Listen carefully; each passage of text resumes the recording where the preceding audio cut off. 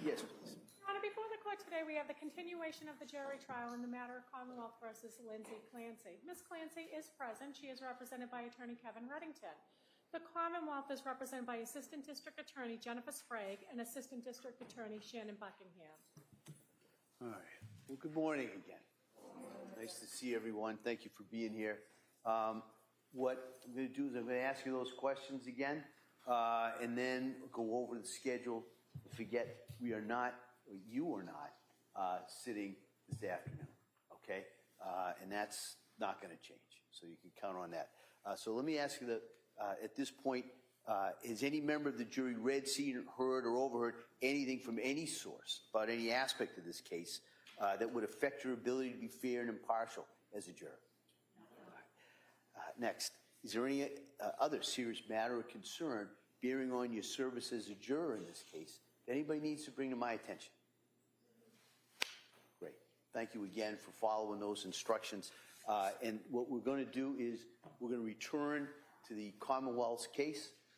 And like I said, we are not going to be, you're not going to be sitting this afternoon. The plan, and I'll double check when we get to that point, would be to return tomorrow at 9 o'clock, and pretty much relatively full day tomorrow and probably Friday as well. But I'll double check as we go through that, all right? And I'll let you know as soon as I can if there's any changes to that schedule. So with that, I'm going to ask the Commonwealth to call their next witness. Commonwealth? Thank you. The Commonwealth calls Eitan Negri.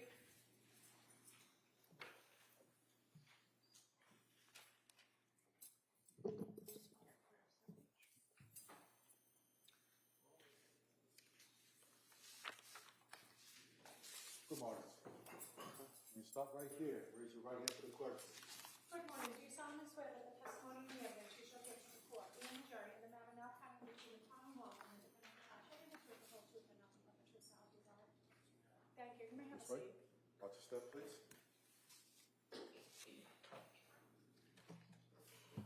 All right. Good morning, sir. Good morning, sir. I just ask you to speak into that microphone. Sure. All right. All right. Attorney Buckingham, please. Thank you. Good morning, sir. Good morning. Could you please tell the jurors your first and last name? My first name is Eitan, last name is Negri. Can you spell your first name for the record? E-I-T-A-N. And your last name? N-E-G-R-I. And what do you do for work? I'm a physician associate, physician assistant. And did you go to school for that? Yes. Can you tell us about your educational background? I did my undergraduate at City College in New York, and I did a post-bac at Brooklyn College, followed by a PA program at Torrey University in Manhattan. And do you currently work as a physician's assistant? Yes. And do you currently work in the state of Massachusetts? No, ma'am. Are you licensed in the state of Massachusetts? Yes, ma'am. Are you licensed in any other states? New York State. I'm going to go back to January of 2023. Were you working in Massachusetts then? Yes. And where were you working? Brigham and Women's Hospital. And were you in that same role as a physician's assistant? Yes. And what were you doing? What were your general duties in that role working at Brigham and Women's? Generally, you assess a patient, you diagnose, you formulate a plan with an attending physician, and you execute that plan throughout the day. It encompasses various things. Were you working in any particular department at Brigham and Women's back in January of 2023? The trauma, burn, surgical ICU. Now, I'm going to draw your attention to a particular patient that came into the Brigham and Women's Hospital on January 24th of 2023. That patient was Lindsay Clancy. Do you recall encountering this patient on January 25th of 2023? Yes.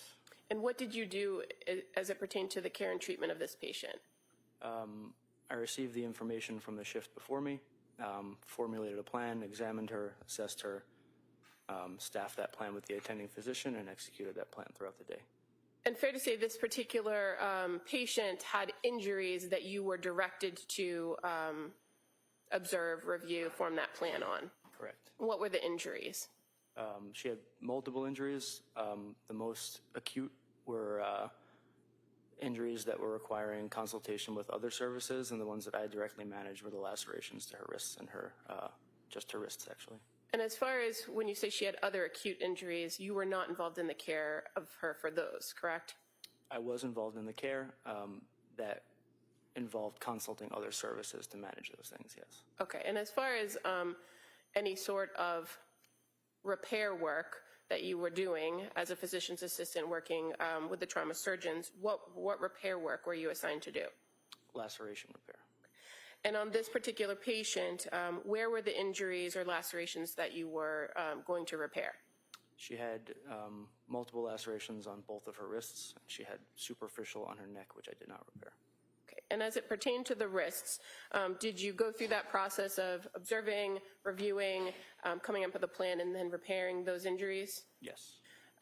And were you directed to do that by any particular doctor?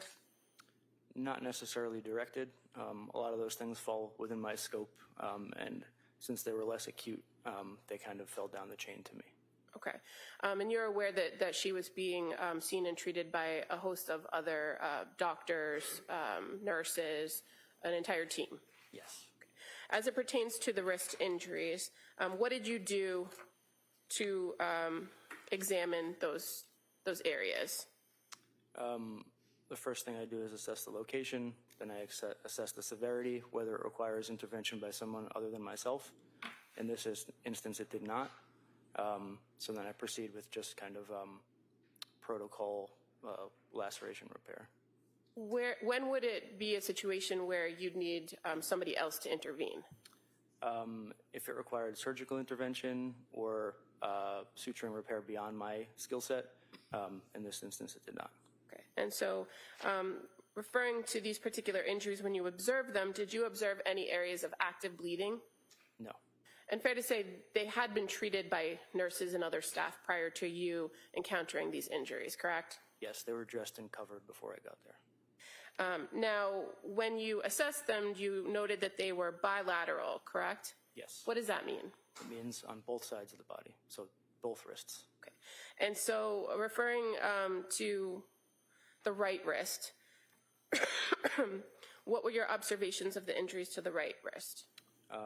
The right wrist, as far as my reference to the note, is that she had a few lacerations, one of which was severe and deep enough to require repair. And fair to say that that right wrist injury was, the one that you repaired, was 3 centimeters deep? Approximately, if that's what my note says, then that's what it was. Okay. And on a wrist, or this area of the wrist where you observed the injuries, that depth of 3 centimeters, did that require further surgical intervention, or were you able to suture that area? I was able to suture that area. As far as what happened subsequent to that, I wasn't there, so I'm not sure. Okay. And how many sutures did you use to repair that injury? I believe 3. And in relation to any other cuts or lacerations that were on that right wrist, did any other of those lacerations require suturing? No. How did you treat those other injuries? Just irrigation, meaning cleaning them out, and then using a type of tape to close them shut. And that's generally referred to as a steri strip, correct? Correct. Okay. May I approach the witness? You may. Showing you 2 photographs.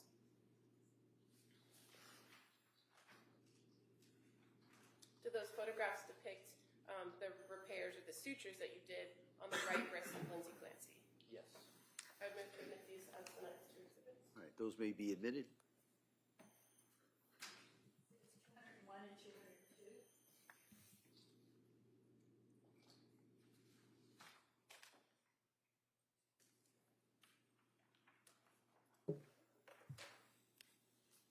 And I'm just going to show on the screen what's now been marked as Exhibit 201, and you should be able to see it, sir, on the screen in front of you. Can you see that? Yes. Okay. And so this is the right wrist, correct? Correct.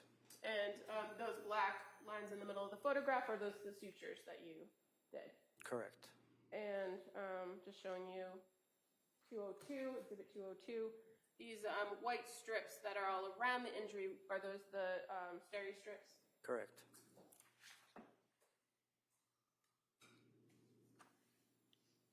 Now, on the left wrist, do you recall what you observed to be the injuries on that wrist?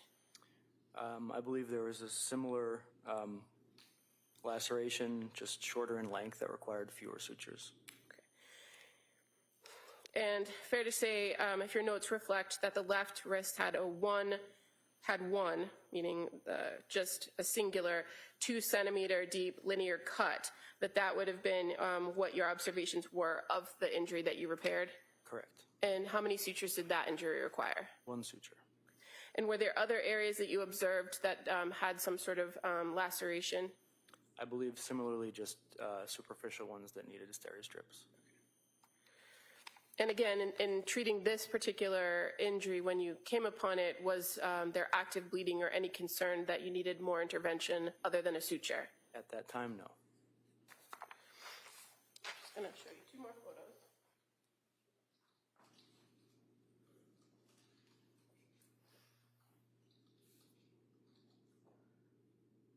Are those familiar to you? Yes. And are those the suture that you did on the left wrist of Lindsay Clancy? Yes, ma'am. I move to admit these as the next 2 exhibits. All right, that may be admitted, or they may be admitted.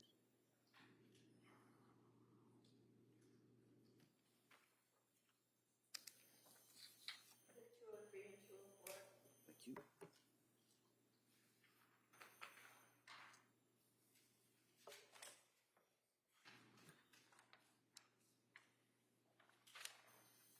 And now again, just showing what's been now marked as Exhibit 203.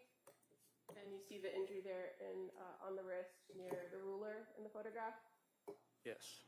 And Exhibit 204, which is just a closer upshot of that. Is that correct? Yes. And again, you see the white strips. Those are also steri strips that were applied. Correct. Now, in relation to any of these wounds on the right or the left wrist, did you observe the lacerations to go any deeper than the subcutaneous tissue? On my observation, no. And when we talk subcutaneous tissue, we're talking about that fatty tissue underneath your skin, correct? Correct. And did you have to return at any point, to your knowledge, to readdress these issues or do any further laceration repair as it pertained to this patient? On that shift, no. Do you recall if you did it on any other shift? No.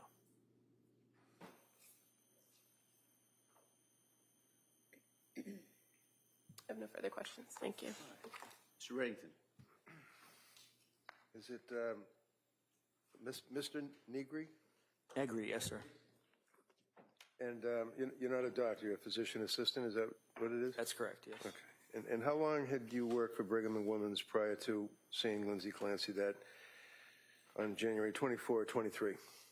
I believe I was in my 2nd year of employment with Brigham and Women's. Okay, and you got to keep your voice up because people back here have to be able to hear you too, okay? I believe I was in my 2nd year of employment at Brigham and Women's.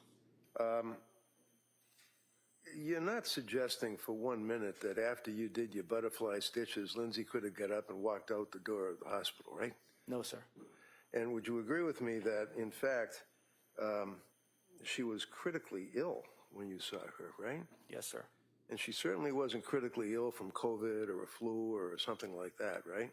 No, not to my knowledge. You know that there are notes that are prepared for the records from the hospital. For example, on January 24, 2023, hospital admission form is filled out. Do you know a Dr. Jeffrey Andrew Anderson? Yes. And he was, what was his position that night? He was one of the trauma surgeons and also one of the intensivists, the attending physicians in the ICU. All right. And you've had a chance to review a number of records and photographs with the DAs, I imagine, right? I've reviewed my own procedure note. Okay, so what does that mean? It means I reviewed the note that I wrote myself regarding the laceration repairs. Okay, is that the note that indicates that it appears as though that, for example, on the right upper extremity, there's a 3.5 centimeter deep laceration on the volar aspect of the wrist? I don't believe that I commented saying volar specifically, so I don't know if that's in regards to my note, but I believe my note did say about 3 centimeters deep, yes. Okay, so do you recall indicating in your note that it was superficial laceration, or did you indicate that it was a deep laceration? I indicated that some of them were superficial, and the one that I repaired in particular was 3 centimeters deep. And you've had occasion to speak to the prosecutors on this case, and they've asked you about the superficial injury to her wrist, right? Correct. In addition to the, as indicated on page 75 of the Brigham and Women's Hospital record that I have, and we can fix that with other records if it doesn't coincide, there's a note from Dr. Anderson that the right upper extremity, 3.5 centimeter deep laceration, volar aspect of the wrist, left upper extremity, 2 centimeter deep laceration on the volar aspect of the wrist. Do you agree with that assessment? Yes, sir. All right. And then you were able to, as you say, clean it up with saline or whatever, and then you stitched up what you had to stitch up, right? Yes, sir. Did you have anything to do with the massive transfusion that she had? No, sir. Do you have anything to do with the treatment of the transected spine that she had, the shattered spine? No, sir. Do you have anything whatsoever to do with the insertion of tubes on both sides of her body and the draining of the blood that had pooled in her middle cavity? Just the management of those tubes after, but not the placement. Okay. So you were there while that was done? I was there managing once they had been placed, but I was not there for the placement of them. Okay, no. but you knew that they were in there, that they were draining the blood? Okay. Yes. And do you know where the blood came from that was in her middle extremity? I don't know specifically. I'd have to refer back to the imaging reports. In any event, you know that shortly thereafter she coded, right? Yes. Were you there for that? No, sir. And basically, that means that the patient has, in effect, died from cardiac arrest, right? Not necessarily died, but their heart has stopped beating for that And then portion. there's the crash teams and everybody hopefully revives the person, right? Correct. And you guys did that, or they did, and they were successful reviving her, correct? So without going through everything, you'd agree with me, sir, that your observations would be of the wrist, the repair, and the taking care of the tubes after they were inserted into both sides of her chest. That's correct. And that was your involvement extended, correct? You're all done after that. I was involved in the ongoing management of her care throughout the day, but just as you stated, not the things that you asked me about. Okay, thank you, sir. Sure. I'd offer these. They're part of the record. I would object if we could approach. I don't want to have a jury having to go through 10. No, I know that. Listen, you want to mark them for identification, and then we can address that. Thank you, sir. Okay. I may just with a few questions. Sure. Thank you. Mr. Negri, I'm just going to approach and show you. Hold on a second. Is that my? Okay, thank you. All right, thank you. Just show you a page from the records that's labeled Brigham and Women's, page 76. You can hold it in front of us. Specifically this highlighted area? Yeah, I would direct your attention to the bottom paragraph where it says exam.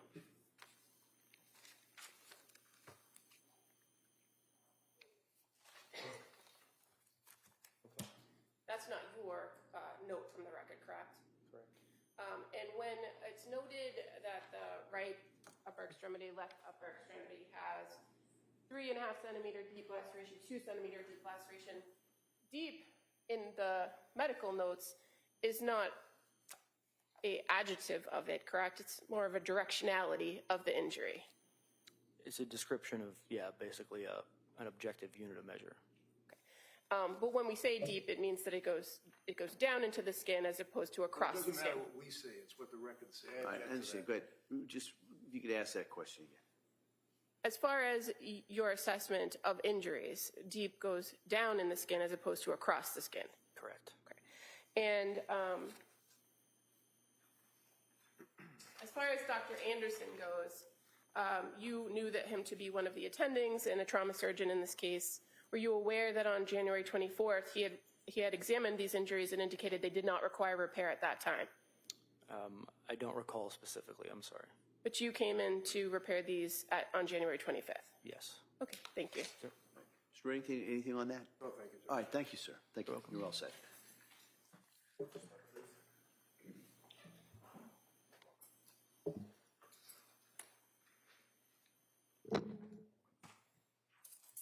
Attorney Buckingham, please. The Commonwealth would call Nicholas Roberts as its next witness, please.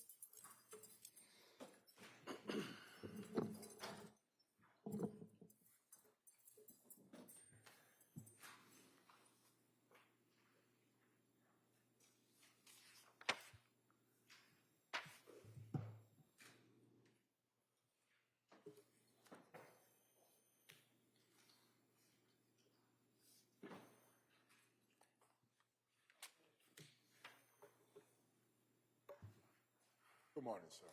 Can you stop right there? Raise your right hand for the clerk, please. Good morning. Do you solemnly swear that the testimony and the evidence you shall give to the court and the jury in the matter now pending between the Commonwealth and the defendant shall be the truth, the whole truth, and nothing but the truth? You may have a seat. Why don't you stop, please? Good morning, sir. Hi, counsel. Thank you. Good morning.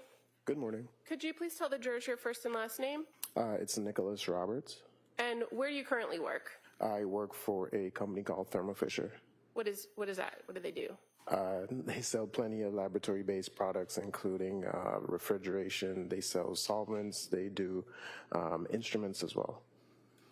Prior to working for that company, did you work for the Massachusetts State Police Crime Lab? I did. In what unit did you work for the crime lab? I was in the toxicology unit How long did you work for the crime lab? for about 9 years. And in working for the crime lab, what kind of training and experience did you have to work in the toxicology unit?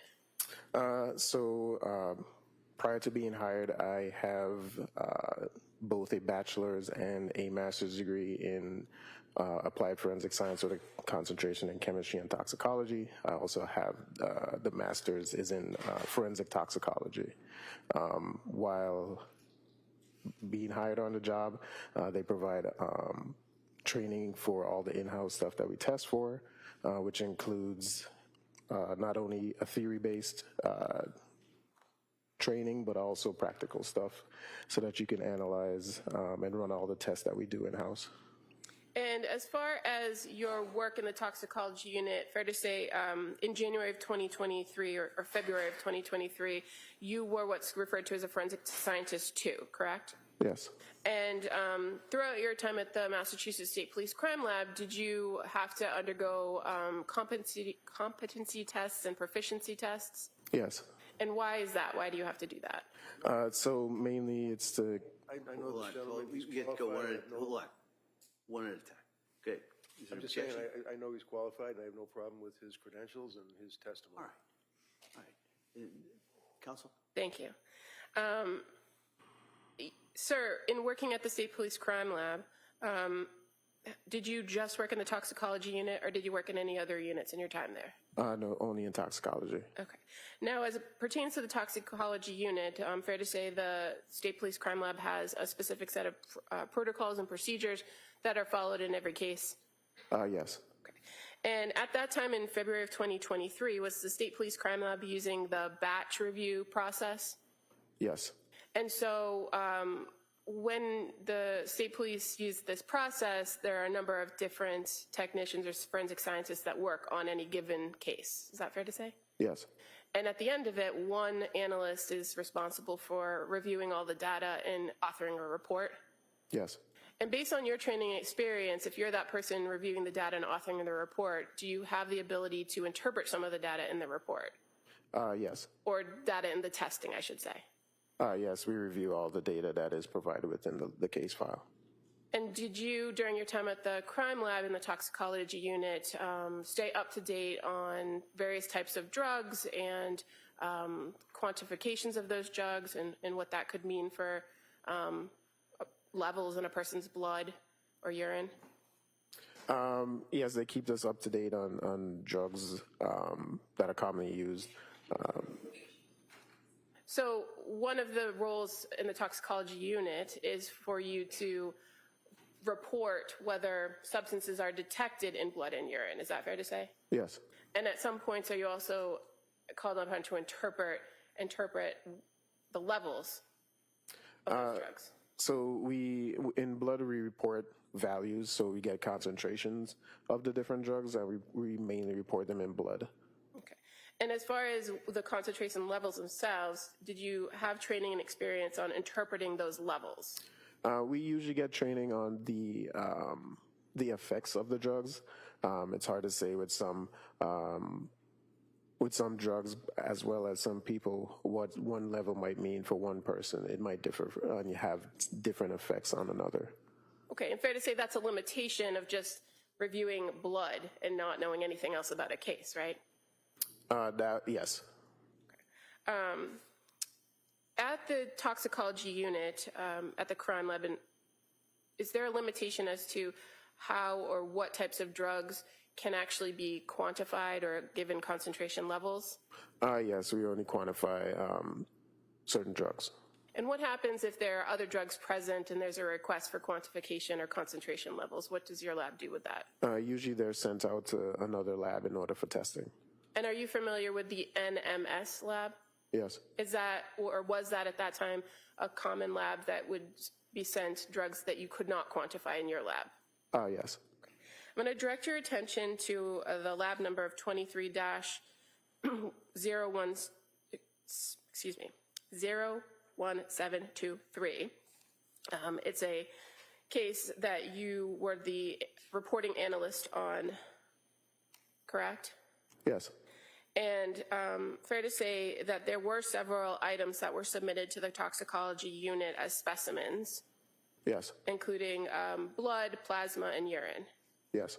And did you work with other members of the toxicology unit to have those specimens screened and then further tested? Yes, the batch process was followed. And as far as any screening tests, did you yourself do any screening tests on these items? Yes. What screening tests did you do? The screening for the alcohol. And was there any alcohol present? No. And in this screening for alcohol, does it just tell you whether it was detected or not detected? Yes. Okay. And so when you don't have a result, there's nothing further to do. Correct. Now, as far as the blood that was tested in this case, in the urine, you were aware that there were screening tests done for what's called the ELISA screen, benzodiazepines, and general unknown screens for these samples, correct? Yes, that's usually our protocol. And in any of those circumstances, were there positive results? Yes. And as it pertained to the positive results, what's your understanding of what was positive? So to my knowledge, it was positive for the benzodiazepine panel in ELISA. That would have gotten further confirmatory testing done on it to see the levels as well as the individual types of benzos that were present in the blood. And the same was for the urine as well. We also identified a few substances via our general unknown screen, which was confirmed in blood and urine. Now, as far as... Counsel, is there an agreement as to whose blood is being tested at this point instead of just by the number? Yes. I mean, it might be easier for everybody, for the jury to follow. So would Your Honor just like you to read the results? No, just instead of referring to it by a number. Well, let me see it sidebar. Needed to review your report before coming today? Yes. And so the lab number that we've been referring to, you're aware that the person associated with that lab number was actually a woman by the name of Lindsay Clancy. Yes. Okay. Now, as far as the testing that was done, you received results to the positive benzodiazepines in the screen, and then it was confirmed, correct? Correct. How many benzodiazepines were present? There were at least 4 or 5. Okay. And were you able to get concentration levels from the blood samples after that screen and the confirmatory tests? Yes. And again, already in evidence, but the toxicology report for item 10-101 on the blood with those benzodiazepines, there's diazepam, correct? Yes. Norodiazepam, Yes. oxazepam, Yep. temazepam, Yes. and lorazepam. Yes. And as far as your review of the testing on those substances and the concentration levels, did anything about any of those levels stand out to you as far as based on your training and experience? Only that they were reportable. Okay. Are you familiar whether they're in any sort of therapeutic level for any of those drugs? I'm not sure. Okay.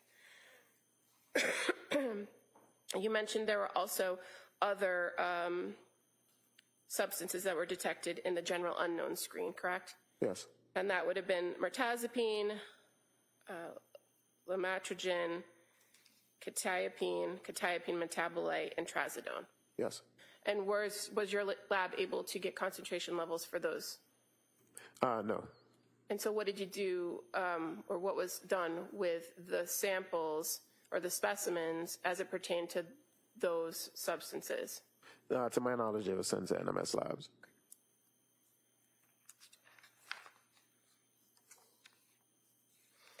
And you've previously stated that you are trained on effects of certain types of drugs, but your limitation is you don't know how it affects a particular individual, correct? Correct.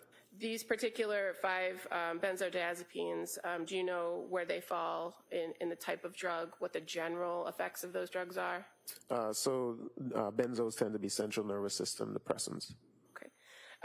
And the ones that were detected, but you don't have the levels for, mirtazapine, and the list I read, what category are those drugs? Those tend to also be central nervous system depressants. Quetiapine in particular is usually known to treat bipolar disorder or schizophrenia.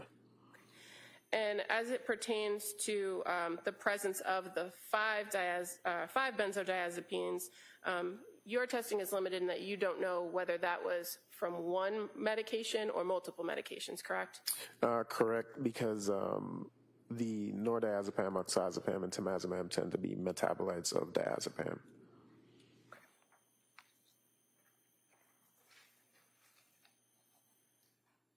No further questions. Attorney Reddington. Morning. Morning. How you doing? Not too bad yourself? All right. Just a couple of brief questions. First of all, this would be a blood sample that was taken from Lindsay on a particular, like one day. This is not a panel of a bunch of different samples, right?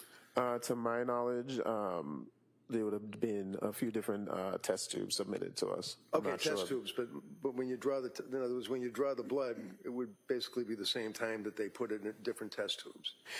Yes, I'm not familiar with these specific ones, like if they were done over a span of time, but usually. That's fair enough. I mean, yeah. But you have the test tubes and you know that it's Lindsay Clancy's blood, right? Yes.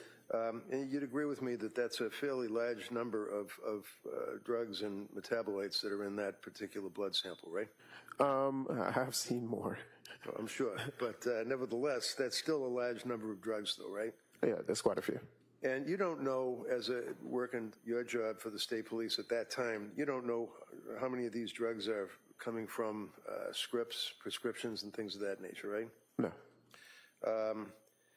One of the things that you had mentioned were metabolites, and you said that because the district attorney asked you about different benzodiazepines, this PAM, that PAM, this PAM, that PAM, and then you responded and said, yeah, but there's a lot of metabolites involved in that, right? What does that mean? So a metabolite is just a breakdown of anything usually by the body. So you have what we call a parent drug, and the body, if you ingest that, the body would then break it down or put it into a more digestible form in order to get rid of it. Okay. So when you have a number of metabolites, for example, someone may have a prescription for amitriptyline or a prescription for Zoloft or Ativan or something. And they take the pill and it's in their system, and then over time it would metabolize and there'd be different PAMs or whatever it is that would break down into the blood. Is that right? Yes. How about tetrahydrocannabinols, THC, marijuana? What was the level on that? To my knowledge, we didn't find any. No marijuana, right? Correct. Thank you very much, sir. All right. Attorney Buckingham, any redirect? No, thank you. All right, thank you, sir. You sit down there.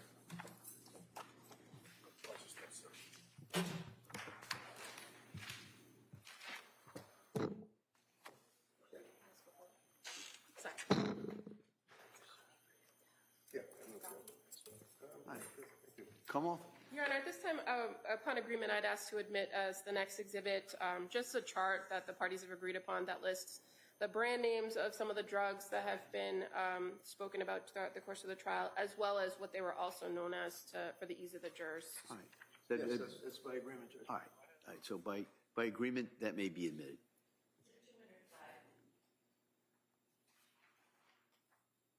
And the Commonwealth would call Dr. Jonathan Brower as its next witness.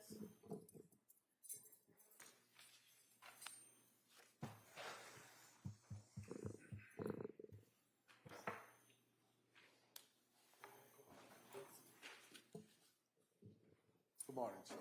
Morning. Can you stop right here and raise your right hand for the clerk, please? Good morning. Do you solemnly swear that the testimony and the evidence you shall give to the court and the jury in the matter now pending between the Commonwealth and the defendant the bar shall be the truth, the whole truth, and nothing but the truth? Thank you. You may have a seat. Watch your step, please. All right, good morning, Doctor. Good morning. All right, ask you to keep your voice up so the jury can hear you. And with that, counsel. Thank you. Good morning, sir. Can you please tell the jurors your first and last name? It's Justin Brower, B-R-O-W-E-R. And what do you do for work, sir? I'm a forensic toxicologist for NMS Laboratories. And where is that laboratory located? The laboratory is located in Horsham, Pennsylvania, just north of Philadelphia. And what does your laboratory do? We are a reference laboratory. We do postmortem work, clinical work, and forensic drug work. So primarily my role is on the forensic side. I'm a forensic toxicologist. And does your lab receive specimens from all across the country? We do. We have clients in all 50 states. We do approximately half of the postmortem work in the United States, as well as a large number of clinical clients. And is your lab accredited across several states and across the country? We are, because we deal with all the states in the United States, all the states in the country. We are accredited by just about every accrediting body that I'm aware of in the clinical and forensic aspects, as well as a lot of state certifications. So a lot of states have their own requirements. The most notable one is like New York State. So we're accredited by, again, every accrediting body that I'm aware of. Okay. And how long have you worked for NMS Laboratory? 4 years as of August 1st. Okay. And what's your educational background as a forensic toxicologist? I have a PhD in organic chemistry. Where did you get that from? The University of Nevada. And do you have any other professional experience in this field prior to working for NMS? I do. Before joining NMS Laboratories, I was a laboratory supervisor and then forensic toxicologist for the North Carolina Office of the Chief Medical Examiner, which is a statewide system. So we did the postmortem toxicology work for all 100 counties of the state of North Carolina. And when it comes to your role in the forensic area of doing the toxicology testing, what is your role in the NMS lab when it comes to cases that come to the laboratory for forensic analysis? So when a case comes into NMS and is logged in and the assigned or the requested test assigned and then run and reviewed multiple times in the laboratory, when all that testing is completed, it comes to the toxicology department, and my role is to review every aspect of that case. So I'm making sure that everything on the toxicology report is complete and accurate, such as all the demographic information that we have available to us, the name of the decedent or the patient, date of birth, where it's from, the specimens that we received, and then also that all of everything that is reported is complete and accurate.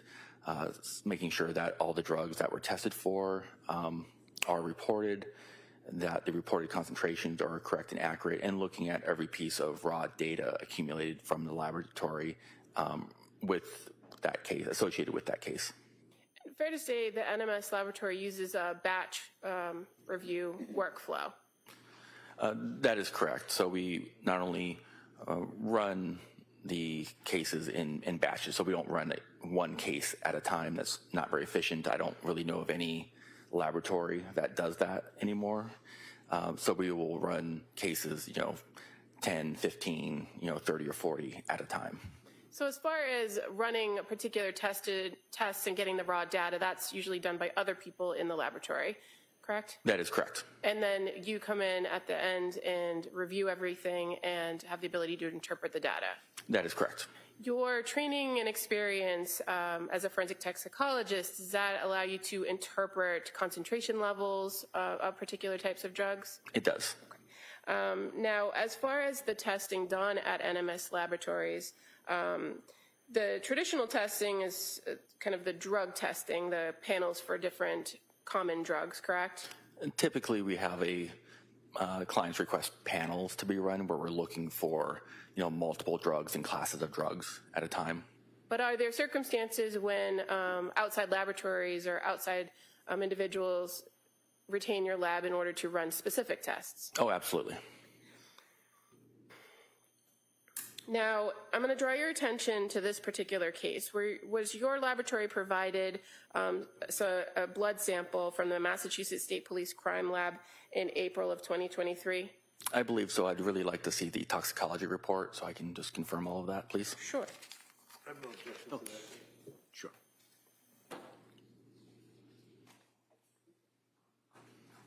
Thank you so much. You can hang on to that. That's fine. Okay. Correct. We received the specimens on April 7th, 2023. And it came from the Massachusetts State Police Crime Lab? No.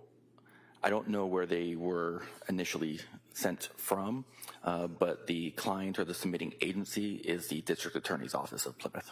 Okay. Now, as it pertains to the requested testing that was done, was it that panel that you described, or was it more specific testing?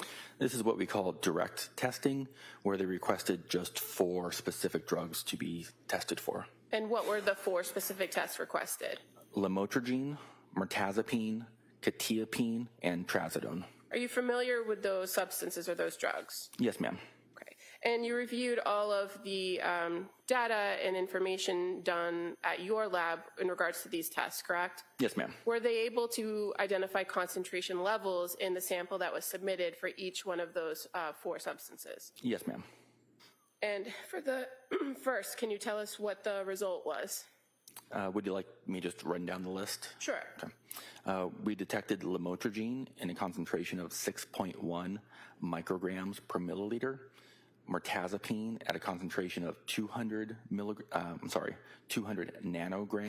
per milliliter, quetiapine at a concentration of 1,800 nanograms per milliliter, and trazodone at a concentration of 0.44 micrograms per milliliter, and these were all in blood.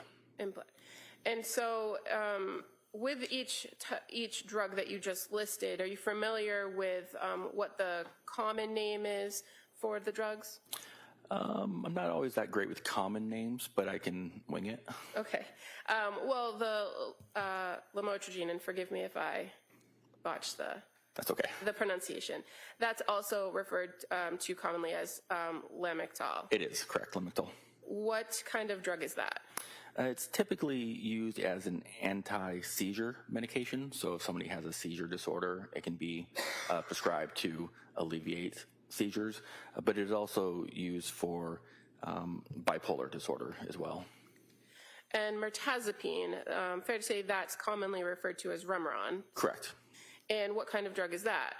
That is typically an antidepressant. And quetiapine, what's that common drug? Quetiapine is known as Seroquel. And fair to say that's an antipsychotic as well for bipolar? Yes, ma'am. Are you familiar with whether that often can be prescribed in low doses for sleep? It is. It can be for insomnia. And trazodone, what's the common name for trazodone, if you know? I am drawing a blank on the trazodone. If I suggest trazamine, is that familiar? Not the one I'm most familiar with, and I apologize. That's okay, but you're familiar with trazodone. Correct, yeah. And what class of drug is that? That's an antidepressant. Now, in your review of the levels that were detected in these 4 tests for each of these substances, do any of these levels appear to be outside therapeutic concentration levels? The only one that's a little elevated would be the quetiapine. Okay. So we're gonna take a very short break at this time, all right? So this will be a short break, and we'll come right back, all right? All right. Please go to notebooks, place them on the chairs.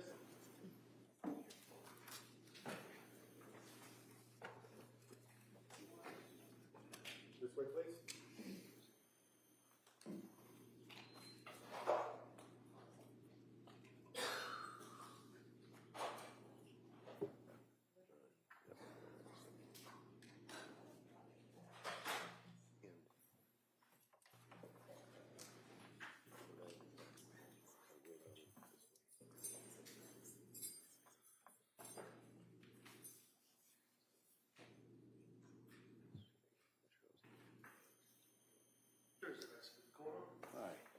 We'll be right, this will be a short break, just for a short recess, we'll come right back out. Half hour?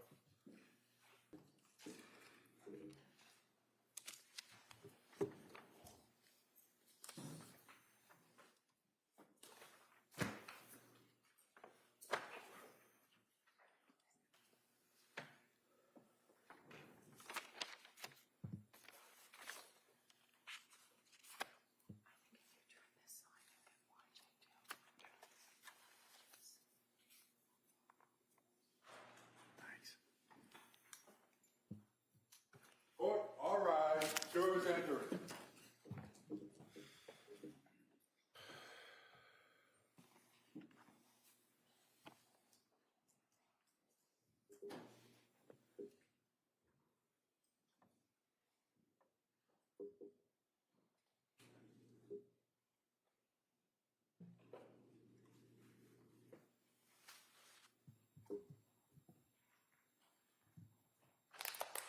This court's now in session. Please be seated.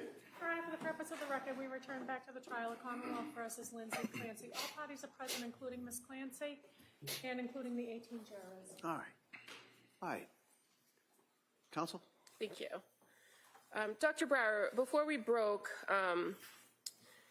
we mentioned the term therapeutic concentration. You familiar with that term? Correct. What does that mean? It's the typical concentration that one would achieve when they're taking the medication or drug as indicated by their prescriber. And are you familiar with toxic concentrations or suicidal concentrations? I am. And what does that mean? Those are concentrations that could lead to adverse events and potentially death. Now, in relation to the 4 substances that were tested at the NMS laboratory, you identified the levels for each of the 4 substances. Were any of those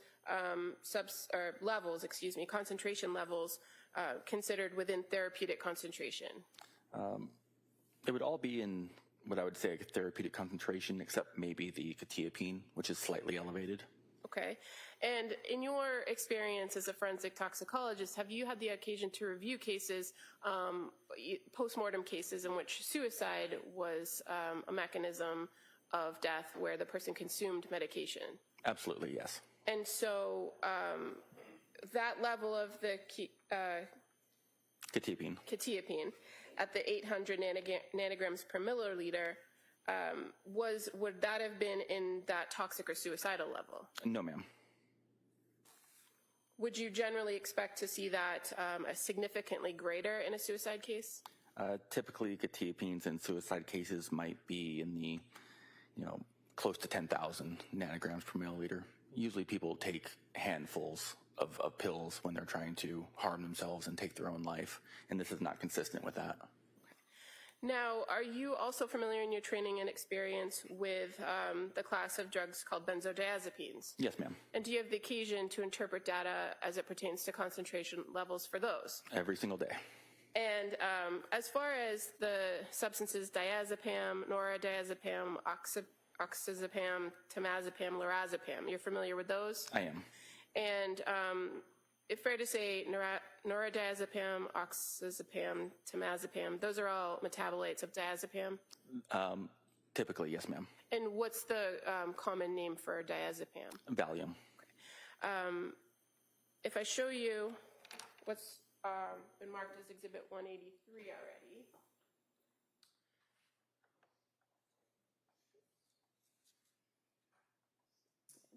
Can you see that on the screen beside you? I can, yes. Okay.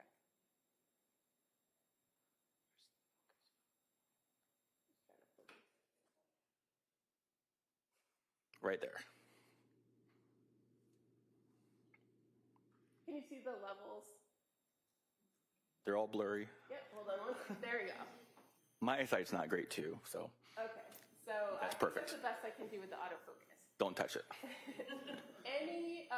Anything about the levels that you observed here regarding those substances, those benzodiazepines, that tell you that they're outside therapeutic concentration levels? The diazepam and the nordiazepam, oxazepam, and temazepam metabolites, the diazepam looks to be sub non-therapeutic, meaning lower than what is typically expected from a therapeutic dose. Most therapeutic doses of diazepam, which is an anxiolytic drug or an anti-anxiety drug, are typically 200, 250 thereabouts nanogram per milliliter. The lorazepam, depending upon the dose, could be a therapeutic concentration, if not maybe a little bit lower than expected. Okay. Thank you. Now, when you're reviewing these cases as the reporting forensic toxicologist, are there limitations on what you can say about the effects of these types of medications? We can speak as to the general effects that drugs can have on the general population, but we try to restrict ourselves from saying with absolute certainty that a drug will have this effect on this specific person, because we just aren't there to witness their behavior. Okay, so that was kind of the follow-up. So I'm sorry. What are the things that are the unknowns for you when you're just looking at data? When we say that we can't do toxicology in a vacuum. You can't know everything about the case just by looking at numbers on the toxicology report and drugs on a toxicology report. You need other information to have an informed opinion. In the postmortem world, that would be the investigation itself, the history of the case, the scene findings, interviews with families and friends of the decedent, as well as autopsy findings as well. In a case like this where it's not a decedent and the person is alive, you still need to know some facts of the case, some sort of history of the case, like what happened. So just numbers on a page, you can just make very generalized types of opinions, such as that looks to be therapeutic, it looks to be high, it looks to be low, and then again, just the general effects on the drugs on people. And in this particular instance, you were not provided any further information about the case or the investigation in order to make any more opinions about effects. I knew nothing about this case until we spoke, I think it was probably a few weeks ago. And as far as the information available to you, you only had the data from the specimen that was tested, correct? That is correct, just these 4 drugs that were requested to be tested for.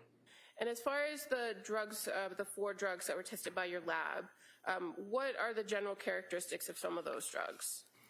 So these are generally antidepressants and antipsychotic medications. So if somebody had, the lamotrigine, if somebody has, say, bipolar disorder, like wild mood swings, depressive episodes or psychotic episodes, these drugs could be prescribed. They also have depressant effects, so they could make people become lethargic or sleepy. Okay, and would any of the combination of these drugs cause a person to stop breathing? It's possible, especially the mirtazapine, quetiapine, the trazodone, and then the 2 other benzodiazepines. Those are all central nervous system depressants, so they could, in large combinations or large concentrations and in combination with each other, cause central nervous system depression, which could reduce people's respiration rates. But in the levels that you observed in the testing that your lab did, as well as what I just showed you from Exhibit 183, is there anything about those concentration levels that would give you a sense that the person could have stopped breathing as a result of these? Not necessarily, but if I had the information that a patient presented to an emergency department and they had labored breathing and weren't breathing adequately, and I had this information, then you could probably tie all that together. But without that extra information, then generally no. Based on the levels alone, you can't give any sort of opinion? I would like to not. Okay. And finally, are you familiar with the drug Narcan? I am. And what kind of effect does the drug Narcan have on a person who has consumed these drugs, if any? Just these drugs that we've talked about here today? Mm-hmm. Yes. Absolutely nothing.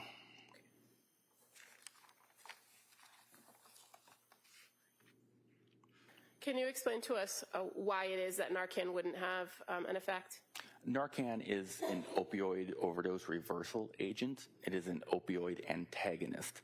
So it binds to the opioid receptors, so it doesn't allow other opioids like, say, fentanyl or oxycodone to bind to those receptors to have, to exert its effects. So it only works on opioids. None of these drugs work on the opioid receptors, so Narcan would have no effect whatsoever on these drugs. Okay, thank you. Attorney Reddington. Good morning. Dr. Brower, so one of the things that you had mentioned is that you, and I think I would quote you, I would like not to give an opinion without basically the underlying facts. In other words, what you're saying is that the numbers alone do not tell the tale of what happened to a particular individual, right? Correct. They don't tell the entire story. Right. And you're, for NMS Laboratory, you were retained or working for the DA's office, these people here, right? That was the submitting agency, correct. And they certainly were not constrained from picking up the phone and calling you and telling you that this is blood from a woman that threw herself out a window and tried to kill herself after cutting her wrists and her neck. They could have told you that, right? Well, overruled. It's possible that does happen in rare occasions in high-profile cases. Right. And so that would have been something, for example, the facts that you wanted to know, that you would have liked to have known to kind of round out your opinion about the actual level of the drugs in the blood that you examined, right? It's not necessary. Well, it's not necessary, but you did indicate that you would like to not give an opinion without the facts. Correct. Okay. Today. From the witness stand. Correct. I don't have all the information. Of course. And the word therapeutic, is that consistent with, in other words, the treatment level of a particular narcotic or drug in the blood?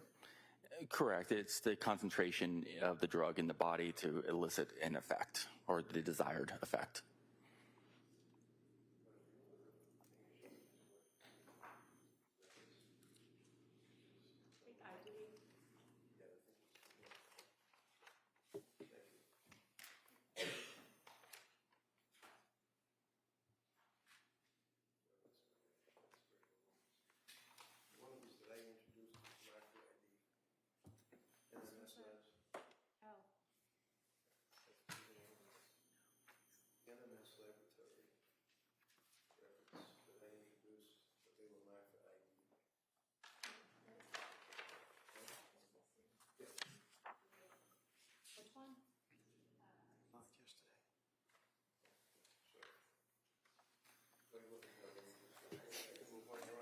Trying to find the record.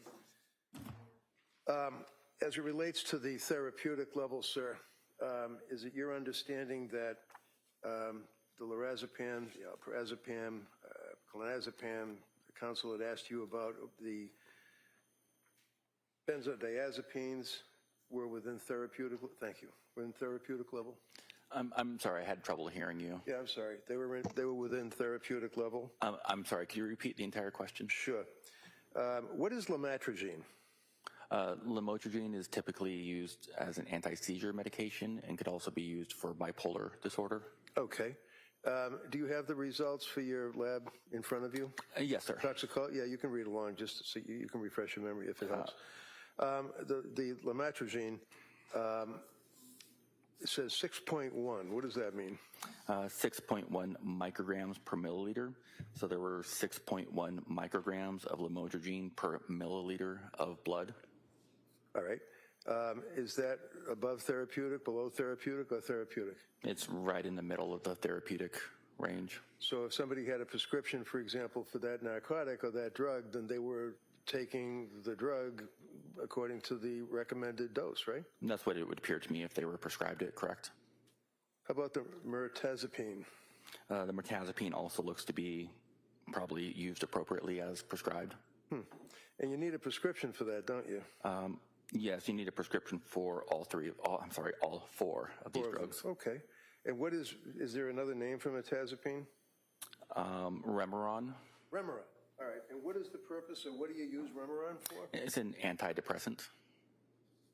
How about the quetiapine is the number 3? The quetiapine is also known as Seroquel, and that is generally used as an antipsychotic. And what does that mean when you say an antipsychotic? What does that mean? So somebody has psychotic episodes, say like hallucinations or just not seeing reality like quote normal person would, they could be prescribed quetiapine as an antipsychotic to try to kind of level out their brain chemistry. And what was the result on the quetiapine? 1,800 nanograms per milliliter. Now, is that within therapeutic? Is that below or high? It looks high to me, depending upon the dosage. Okay. And trazodone is the next one. What is that? Trazodone is also an antidepressant. And what's the result on that? Oh, I'm sorry, 0.44 micrograms per milliliter. Okay. And is that therapeutic, below therapeutic, or above therapeutic? I would say that's a therapeutic concentration. Okay. So basically, with the exception of the quetiapine that was 1,800 nanograms per... What is a nanogram? What does that mean? Nanograms per milliliter. What does that mean? It's a very, very small amount. It's 1/1,000,000th of a milligram. Okay. And that's how you measure the quantity of a particular substance that would be in a person's blood, correct? In the blood, correct. So on the quetiapine at 1,800 nanograms per milliliter, that's the only one that was not therapeutic. That was a little higher than therapeutic. Is that correct? Correct. It's approximately maybe double what you might expect. So it's, when I say it's a little elevated, it's not in a concentration that I would consider to be necessarily toxic or lethal. Okay.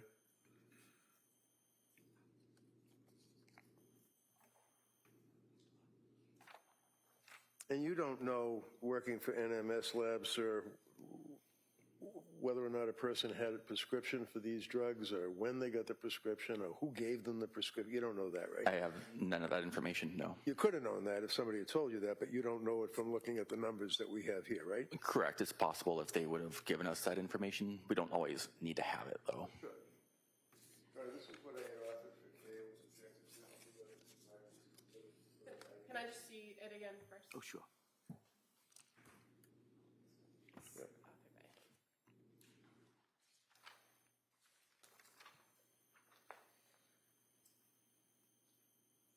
If we can just approach briefly on the issue. Yeah.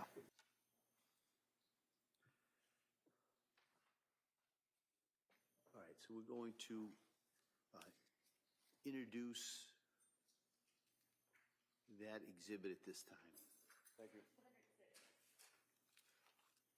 So just if I may, excuse me, approach, which basically is an NMS lab report. Same as this one. Same numbers on the top, right? Where the square is? Correct. Same numbers. Okay. Correct. Thank you, sir. That's all I had. All right. Yeah, Commonwealth?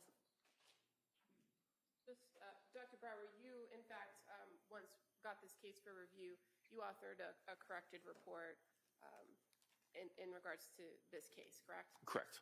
At this point, I would move to admit the report as Go, submitted. Judge. All right, that may be admitted as well. Thank you. Nothing further. I have nothing further. Thank you, sir. All right. All right, thank you, Doctor. Am I released? You're all set. Thank you. Thank you.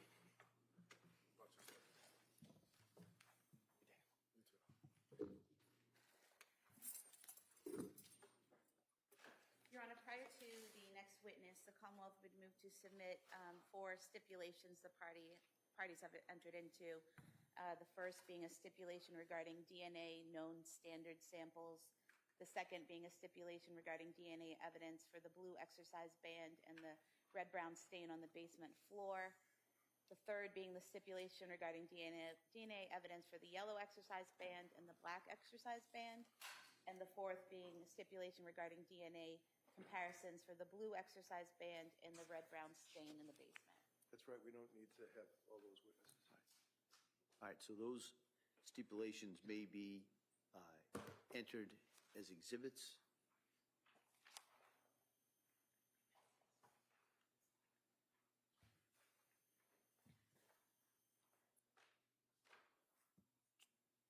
Counsel, do you want those published or read to the jury, or satisfied that they'll have those? And the parties can refer to the contents of the stipulations. The only one we would like to have read to the jury, I'm sorry, are you all set? Take your time. That's on me. I kind of jumped in there. I'm sorry. Exhibits 208 through 211.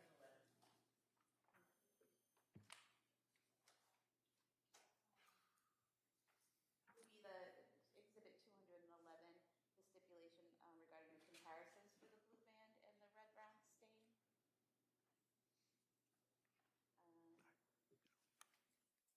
Yeah, I don't, if she wants you to read it, I don't have a problem. Yeah. I think it was defense that wanted you to read it. I'm fine Well, reading it. you know what? I want to read it. All right? So that's what we'll do. All right. So, members of the jury, remember, I think it was yesterday or the day before, I talked a little bit about those stipulations.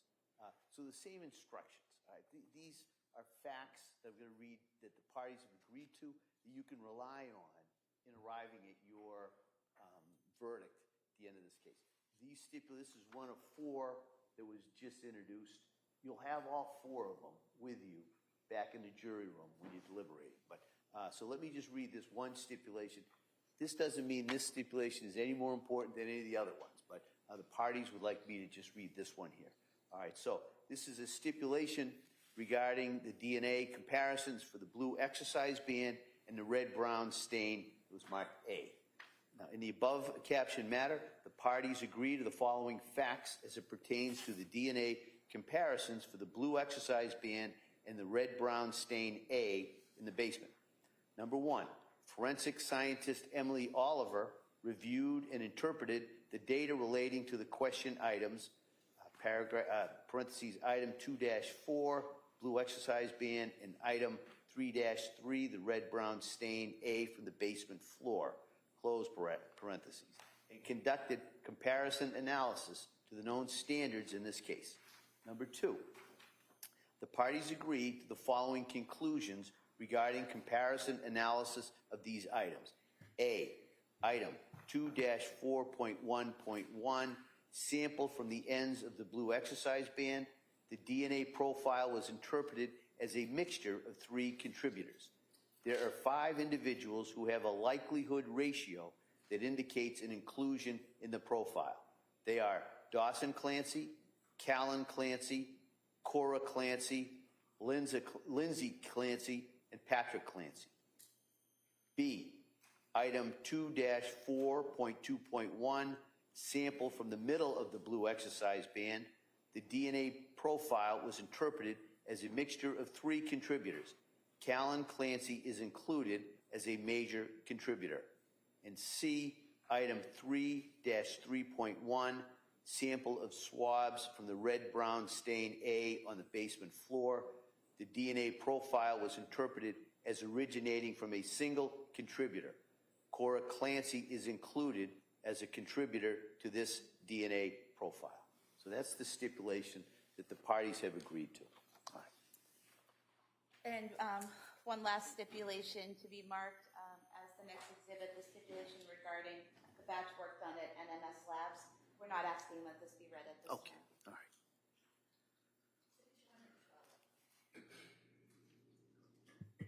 The Commonwealth would call Katerina Stashin.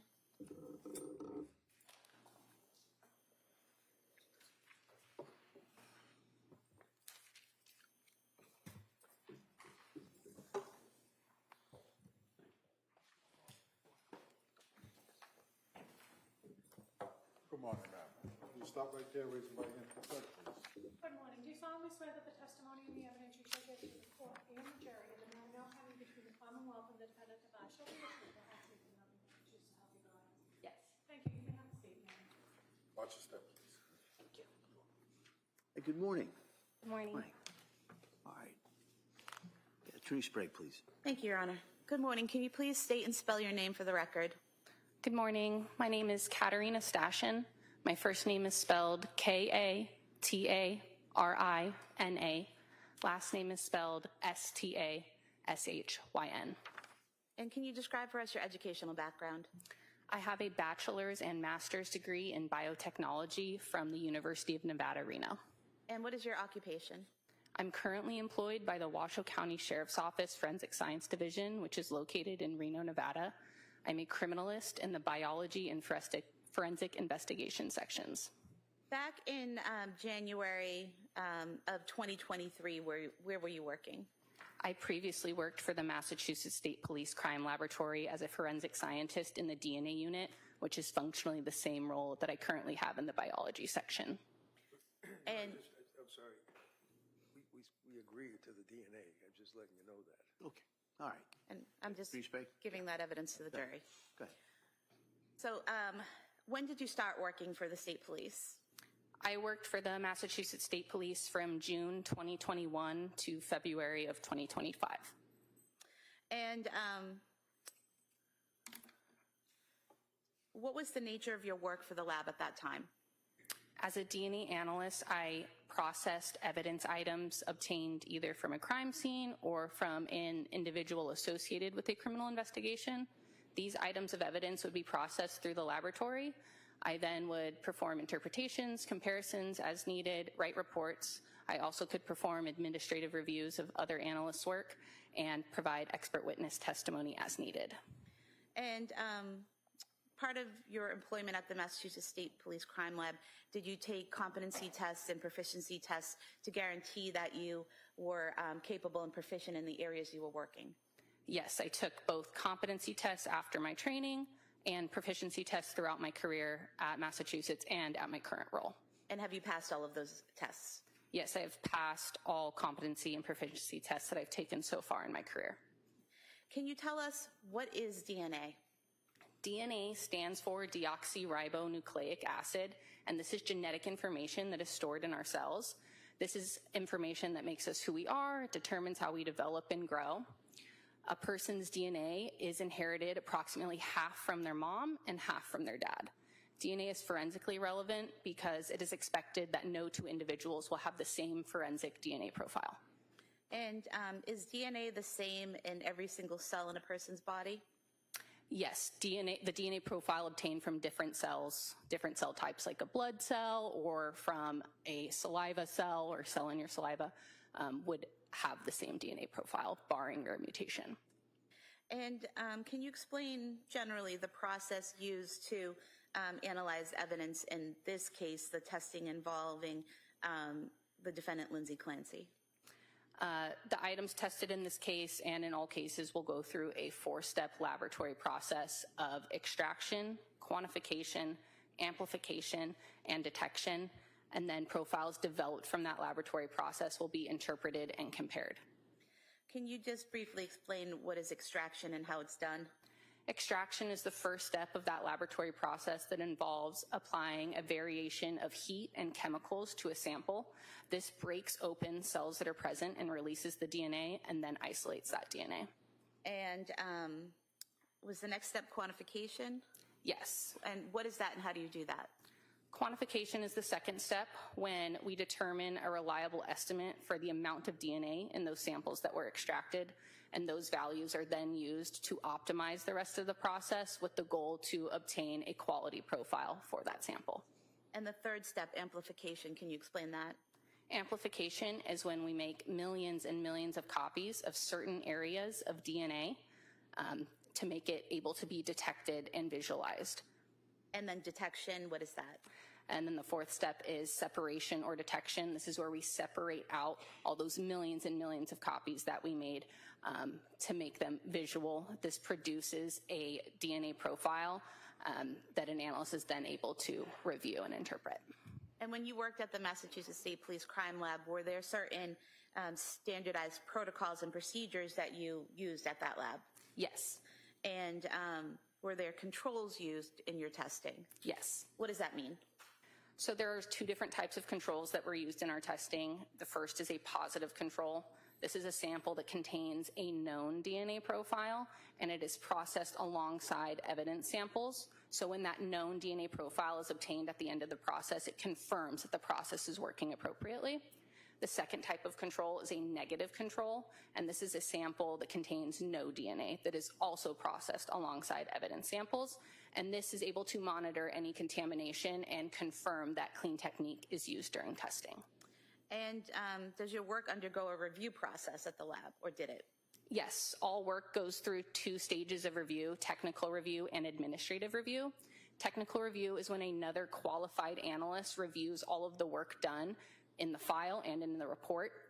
They confirm that all protocols were followed and that correct conclusions were drawn. And then administrative review is when another analyst reviews that file, all of the documentation and the report for overall clerical accuracy and completeness. And when you worked on lab number 23-01723, evidence involved in the deaths of Cora Clancy, Dawson Clancy, and Callan Clancy, did you follow the standardized protocols and procedures? Yes. Were there any issues with the controls that were present when you did this testing? All controls were acceptable per the laboratory protocols. And did your work undergo and pass that review process you just described? Yes, all work went through both technical and administrative review. And if we could talk specifically about the work that you did in this case, first, I'd like you to talk about your work done on the yellow exercise band and the black exercise band. Now, you didn't actually handle those items, correct?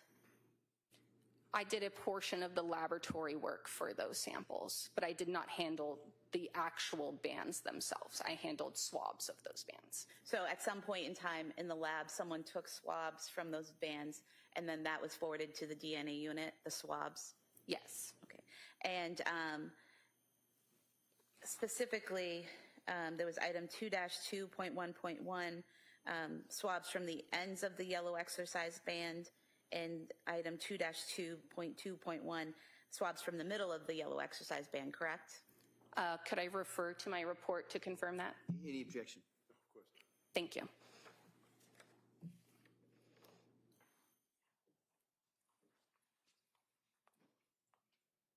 Yes.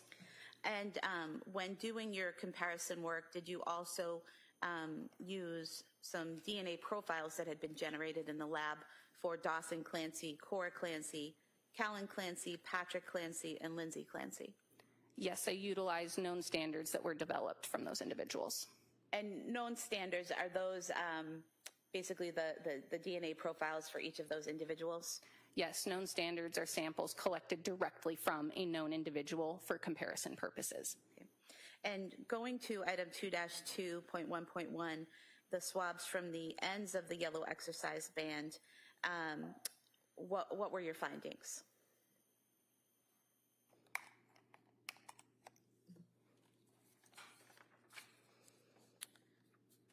So I'm going to start with a general statement for this report as a whole. The presence of multiple first-degree relatives in a mixture DNA profile can impact overall interpretation, including the determination of the number of contributors and likelihood ratios. Relatedness was considered for the following results. For item 2-2.1.1, sample from ends of yellow exercise band located in basement office, 47 Summer Street. The DNA profile is a mixture, including male DNA. Due to the possible relatedness of low-level contributors to this profile, an alternate number of contributors was considered. First, assuming 2 contributors. The DNA profile is a mixture of at least 2 contributors, including male DNA. Contributors 1 and 2 are suitable for comparison. The DNA profile was interpreted as a mixture of 2 contributors. The DNA profile from this item is at least 1.7 nonillion times more likely if it originated from Dawson Clancy and an unknown individual than if it originated from 2 unknown unrelated individuals. This provides support that Dawson Clancy is included as a contributor to this DNA profile. Cora Clancy, Callan Clancy, Patrick Clancy, and Lindsay Clancy are excluded from this DNA profile. Assuming 3 contributors. The DNA profile was interpreted as a mixture of 3 contributors. Contributor 1 is suitable for comparison. Due to limited information and possible relatedness of contributors, contributors 2 and 3 are not suitable for comparison. The DNA profile from this item is at least 920 octillion times more likely if it originated from Dawson Clancy and 2 unknown individuals than if it originated from 3 unknown unrelated individuals. This provides support that Dawson Clancy is included to this DNA profile. Cora Clancy, Callan Clancy, Patrick Clancy, and Lindsay Clancy are excluded from contributor 1 of this DNA profile. I'm going to ask you a few questions about what you've just told us. You mentioned the effect of relatedness. What does that mean? So, as I mentioned, an individual's DNA is inherited approximately 1/2 from their mom and 1/2 from their dad. So this means that there's a lot of DNA shared between relatives, including between parent and children and between siblings. So this can affect the determination of the number of contributors. So when I review the profile to see how many people are in that profile, because there's so much DNA that is shared. So taking that into account, I did 2 different interpretations, first assuming 2 contributors and the second assuming 3 contributors, again, just due to the complexity of relatedness and its effect on this profile, especially low-level contributors. And would it be correct to state that when there is this level of relatedness where you have 2 parents and 3 siblings, that you can have false exclusions? If there is an underassignment of the number of contributors, meaning that the number of contributors is incorrectly assigned lower than it actually is, which is a possibility with relatedness because you're working with less information because that information is shared, the underassigning could lead to false exclusions of true contributors. Could you also miss some people to include? Due to the effects of relatedness, it could be difficult to determine number of contributors simply because so much information is shared. Therefore, it is more complex when assigning this number. And for item 2-2.1.1, the ends of the yellow exercise band, whether you considered 2 contributors or 3 contributors, both of your findings find that Dawson Clancy was a contributor, a potential contributor. Both propositions, either 2 contributors or 3 contributors, had high inclusionary stats for Dawson Clancy, correct? Okay. What's a nonillion? Nonillion is a very large number. Do you know how many people are on Earth? I know it's... This is typical DNA gobbledygook at this point, Judge. Well, I object to his objection. That's Ridiculous. overruled. Go ahead. They're going to talk You can about ask. non-millions and how many Counsel, people can I see you over at sidebar? 1.7 nonillion. Is that more than there are people on the Earth? That is more individuals that are on the Earth, but I would like to clarify that a likelihood ratio is not a random match probability or a rarity of that profile. A likelihood ratio is a ratio that describes the probability of observing the DNA profile if a certain person is included versus the probability of observing that DNA profile if a certain person is excluded or if it is another unknown, unrelated individual. And you said nonillion is a very high number, correct?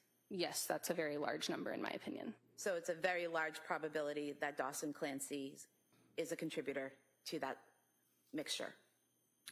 It is a large likelihood ratio that provides support for the inclusion of Dawson Clancy to the profile. And then going to item 2-2.2.1, the swabs from the middle of the exercise band, what were your findings for that? The DNA profile was interpreted as a mixture of 2 contributors, including male DNA. The DNA profile from this item is at least 1.5 nonillion times more likely if it originated from Dawson Clancy and an unknown individual than if it originated from 2 unknown, unrelated individuals. This provides support that Dawson Clancy is included as a contributor to this DNA profile. The DNA profile from this item is at least 3.6 million times more likely if it originated from Callan Clancy and an unknown individual than if it originated from 2 unknown, unrelated individuals. This provides support that Callan Clancy is included as a contributor to this profile. The DNA profile from this item is at least 1.4 billion times more likely if it originated from Patrick Clancy and an unknown individual than if it originated from 2 unknown, unrelated individuals. This provides support that Patrick Clancy is included as a contributor to this DNA profile. Cora Clancy and Lindsay Clancy are excluded from this DNA profile. The mixture DNA profile from this item is consistent with having originated from 2 individuals. There are 3 individuals who have a likelihood ratio that indicates an inclusion. Though there is support for the individual inclusions of Dawson Clancy, Callan Clancy, and Patrick Clancy to the mixture DNA profile, under the stated assumptions, these individuals cannot be present in the mixture together. Assuming 1, 2 contributors, and 2, Dawson Clancy is one of the contributors, Callan Clancy and Patrick Clancy cannot be present in the mixture together. Support for inclusion may be impacted by mixtures which contain relative, especially first-degree relatives. Refer to the independent inclusionary statistics above. So this swab from the middle of the yellow exercise band, you stated was a mixture of 2 contributors, 2 people, correct? Yes, I determined using my training and experience that the profile was a mixture of 2 contributors. And then you had 3 possible contributors, Dawson, Callan, and Patrick, for the 2-person mixture. So is it accurate that that relatedness issue was having an effect on those, on that data or that result? Yes, relatedness of potential contributors was having an effect on this profile, and that is because so much DNA is shared between potential contributors. And what you stated at the end, that if Dawson Clancy is one of the contributors, then Callan Clancy and Patrick Clancy cannot be present together in that mixture, correct? Correct. And Dawson Clancy was the one who had the 1.5 nonillion times more likely if it originated from him, correct? Yes, the likelihood ratio for Dawson was 1.5 nonillion. And would it be accurate to state that with male relatives, they share the same YSTR profile? Yes, male relatives will share the same YSTR profile, barring rare mutation, but YSTR analysis was not done in this case. Okay. And does that fact, when you have male relatives, does that affect the relatedness complications of your evaluation? The fact that they're male doesn't necessarily have an effect, but just in general, relatedness has an effect in this case because so much DNA is shared between potential contributors. And then going to item 2-3.1.1, the swabs from the ends of the black exercise band, you found that that sample was a mixture but wasn't suitable for comparison, correct? Correct. And what does it mean to be not suitable for comparison? I'll read the statement in the report and then I'll clarify as needed. The DNA profile is a mixture, including male DNA, and is not suitable for comparison due to the complexity of the profile, the possibility of at least 5 contributors, and the relatedness of potential contributors. So was it not suitable for comparison because there were so many potential contributors and many of them who were related? Yes, there was multiple factors that made this profile not suitable. Relatedness was definitely one of those factors, and per laboratory protocols and validation, if there is any indication of a 5th contributor or more, a profile is not suitable for comparison due to limitations of our technology and software used. Okay. So basically, if you're examining a profile and it looks like there's 5 or more, your work stops because of the limitations of your equipment. Correct. And then going to item 2-3.2.1, the swabs from the middle of the exercise band, what were your findings there? The DNA profile was interpreted as a mixture of 3 contributors, including male DNA. The DNA profile from this item is at least 870 trillion times more likely if it originated from Dawson Clancy and 2 unknown individuals than if it originated from 3 unknown unrelated individuals. This provides support that Dawson Clancy is included as a contributor to this DNA profile.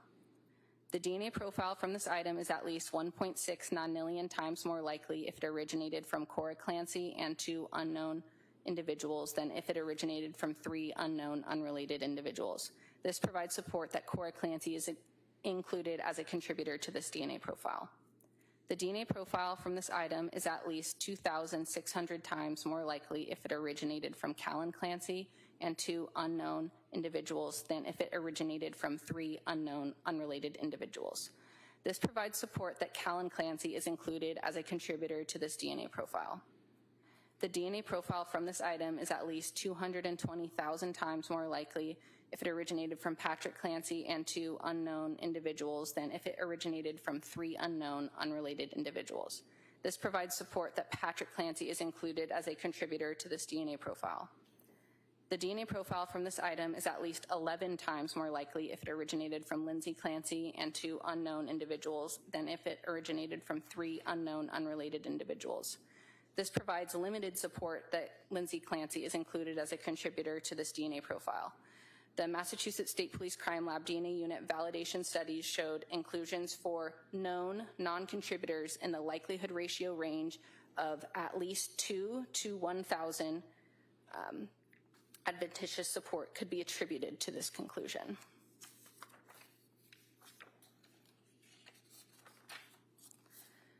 The mixture DNA profile from this item is consistent with having originated from 3 individuals. There are 5 individuals who have a likelihood ratio that indicate an inclusion. Though there is support for the individual inclusions of Dawson Clancy, Cora Clancy, Callan Clancy, Patrick Clancy, and Lindsay Clancy to the mixture DNA profile, under the stated assumptions, these individuals cannot be present in the mixture together. Assuming 1, 3 contributors, and 2, Cora Clancy is one of the contributors, Dawson Clancy, Callan Clancy, Patrick Clancy, and Lindsay Clancy cannot be present in the mixture together. Support for inclusion may be impacted by mixtures which contain relatives, especially first-degree relatives. Refer to the independent inclusionary statistics above. And so again here, you're dealing with the effect of the relatedness of the parties, correct? Correct. Relatedness is having an effect on potential contributors again to this profile. I'd just like to say that likelihood ratios are calculated independently for each person. They are not to show a likelihood ratio for more than one person or multiple people together in a profile.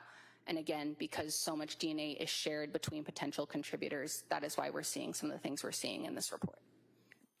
And for this item, the middle of the black exercise band, the highest number of possible inclusion was the 1.6 nonillion times more likely if it originated from Cora Clancy and 2 unknown individuals, correct? Yes, the highest statistic for this item was a likelihood ratio of 1.6 nonillion for Cora Clancy. And based on your analysis of the data that you had, you determined it was a mixture of 3 contributors, correct? Correct. And so when you have the 3 contributors and Cora Clancy has the highest likelihood of being a contributor, if you include her in the mixture, the other 4 members of the family are excluded, correct? Assuming 1, 3 contributors, and 2, Cora Clancy is one of the contributors, Dawson Clancy, Callan Clancy, Patrick Clancy, and Lindsay Clancy cannot be present in the mixture together. Again, those statistics are all calculated independently and don't say anything about those people being in the mixture together.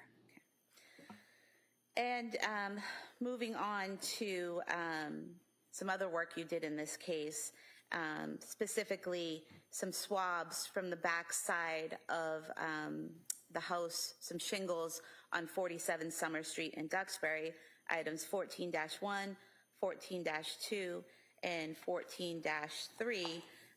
Did you do work on those samples as well and compare them to the known profiles of Dawson Clancy, Cora Clancy, Callan Clancy, Patrick Clancy, and Lindsay Clancy? Your Honor, may I refer to my second report for these items? Thank you.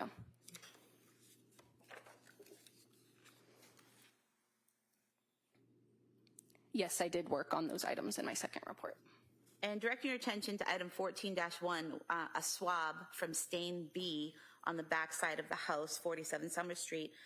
What were your findings regarding that swab? The female DNA profile was interpreted as originating from a single contributor.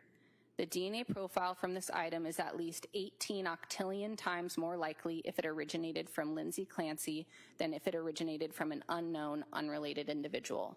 This provides support that Lindsay Clancy is included as a contributor to this DNA profile. Dawson Clancy, Cora Clancy, Callan Clancy, and Patrick Clancy are excluded from this DNA profile. And so unlike the samples and profiles we talked about earlier, this sample 14-1, the swab from stain B, wasn't a mixture, correct? It was just one person's DNA? Correct. This was a single contributor profile. And your findings was that Lindsay Clancy is at least 18 octillion times more likely if it originated from Lindsay Clancy than an unknown, unrelated individual. The DNA profile from this item is at least 18 octillion times more likely if it originated from Lindsay Clancy than if it originated from an unknown, unrelated individual. This provides support that Lindsay Clancy is included as a contributor to this DNA profile.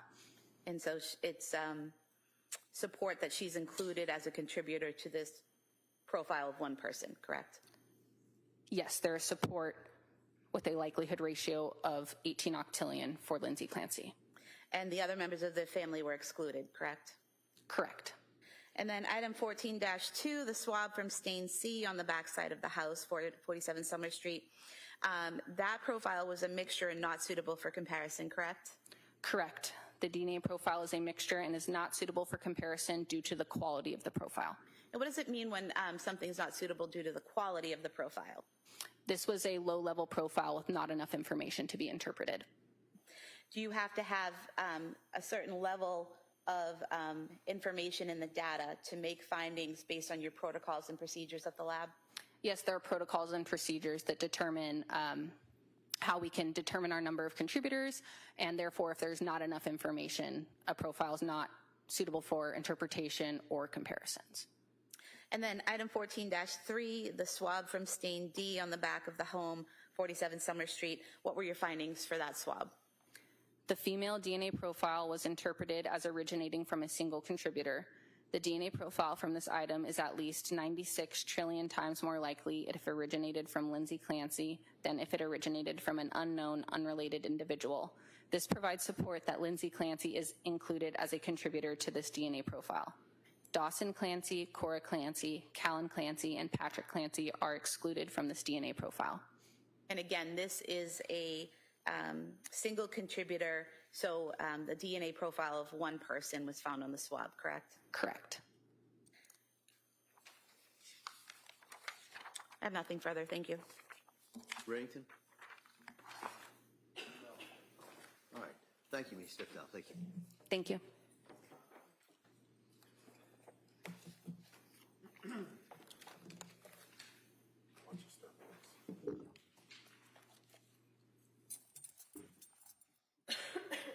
The Commonwealth would call Elaine Rossi as its next witness.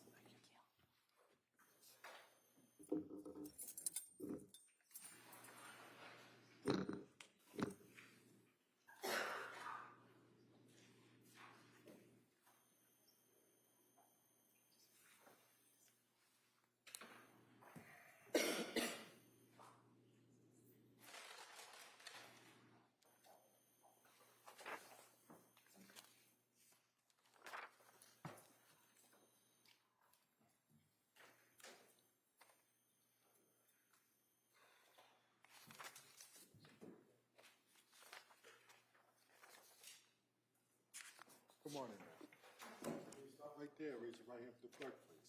Good morning. Do you solemnly swear that the testimony and the evidence you shall give to the court will not contain the Commonwealth and the defendant should be the truth? Let's just stop right there, please. Good morning. Good morning. Thank you. All right, counsel. Thank you.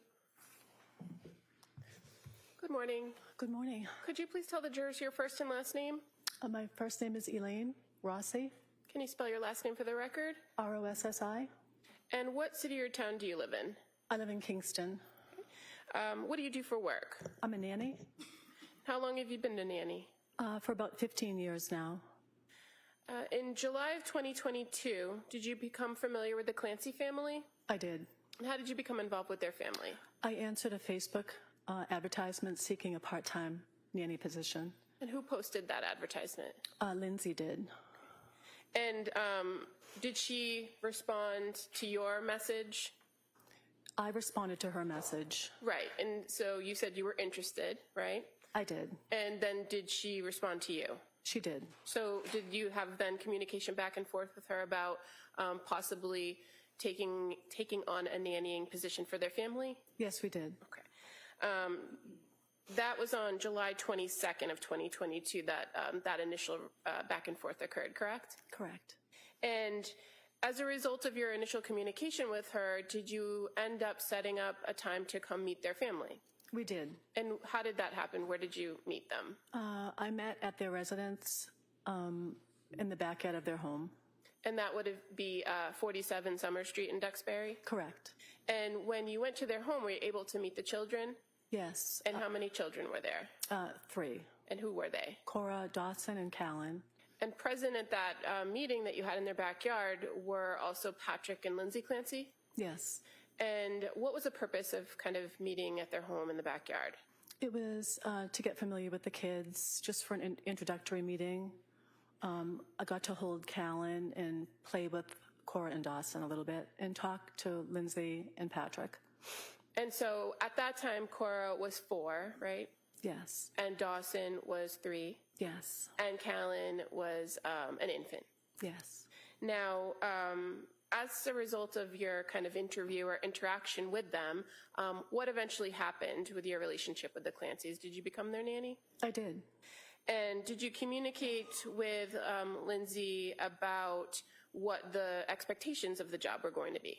I did. So what was your role or your expectations of the role? My role was to take care of Callan when she went back to work. Okay, and did you know when that was expected to happen? I believe right around Thanksgiving. And did you start working for them prior to that? Prior to November? Yes, I did. I started first week in September of 2022. And so while the original terms were for you to primarily watch Callan, did you take on a slightly different role in between September and November? I did. And so what were the responsibilities, or what did the Clancys ask you to do for the family during the time of September through essentially when you stopped working for them? It was to get to know the family, to get to know how they worked as a family, to get to know their schedule, and essentially mostly to take care of Callan. Occasionally, Cora and Dawson would be home, and I would interact with them as well. So going into it, you knew that you would sometimes be spending time with Cora and Dawson. Yes. But to your understanding, were they at the home all the time? No, they were at school. And other than caring for Callan, did you agree to take on some other responsibilities in the household? I did. And what were those responsibilities? It was food prep, light housekeeping, laundry, things like that. Was that something that you offered to do as part of your services, or were you asked to do it? I offered initially. I said those were things I did as a nanny for previous families. And what was your expected schedule going to be for the Clancys? It was 3 days a week. I believe it was 8:30 a.m. to 1:30 p.m. And was the 3 days a set schedule, or was the expectation that it might change? Initially it was set, and then it changed. As far as your original expectation, fair to say, you were originally asked to do Monday, Tuesdays, and Thursdays? Correct. And then as you started working for them, you were asked to kind of adjust some of the days? Yes. And was that something that you could do? If I could, I would. And how about the time? You said from 8:30 to 1:30. Were the times flexible too? Yeah, sometimes it was 9 to 1:30. That was about the only difference. Okay. It was about a half hour. And how would you communicate with Lindsay? So we communicated via text a lot. Lindsay also had a notebook in her kitchen that we communicate. She would leave notes for me for the activities or the instructions for me for the day. Okay. And you said the week of Labor Day, that was your first week with the Clancy family, right? And primarily during that week, did you care for Callan? Yes, I did. Did they come to call you something particular as far as like a nickname? They called me Lainey. And that was something the kids called you as well as Patrick and Lindsay? Yes.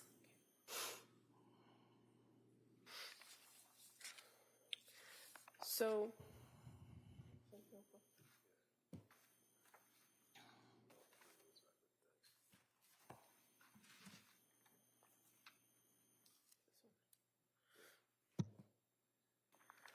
I'm going to just show you what's been marked as Exhibit 150. Okay. If you want to just take a quick look inside of it. You can flip through the pages if Okay. that's helpful. Okay.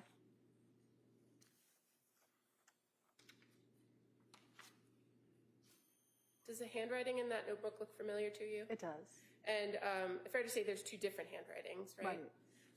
Did you come to know one of the handwritings as Lindsay's handwriting? I thought all of it was Lindsay's. Okay, but as far as the second set of handwriting, do you recognize? Oh, it's mine. Okay. I'm sorry. No, it's okay. And so is this the notebook that you would kind of communicate with her back and forth about Callan and his schedule? It is.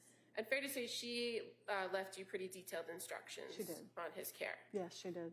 And you were aware that she was very particular about sleep and food and keeping on a schedule, right? Yes. And so that's the purpose of this notebook. Yes.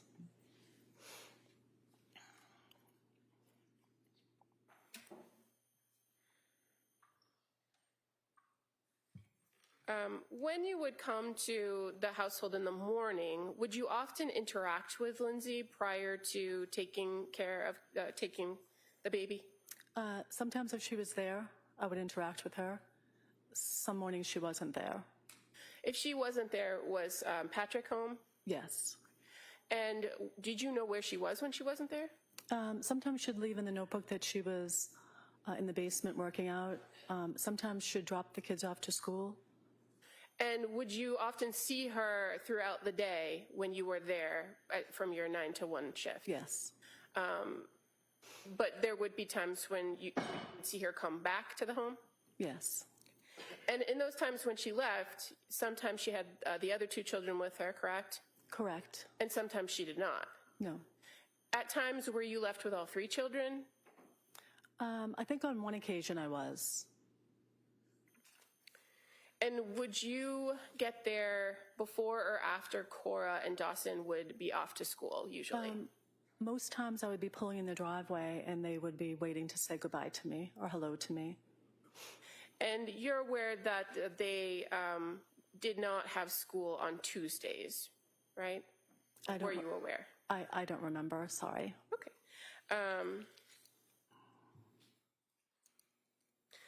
When you started working for the Clancy family, was there conversation with Lindsay about Callan not taking a bottle? I don't remember that. Did you often feed him a bottle when you were caring for him? I did. And do you recall at one point that you actually videoed Callan taking a bottle and sent it to Lindsay? Oh, yes, I did. Yes. And that would have been on September 9th, correct? Yes. At this point, Your Honor, I'd like to just play a short video. Really, I object. I don't have a, let the jury see the video. Could I see?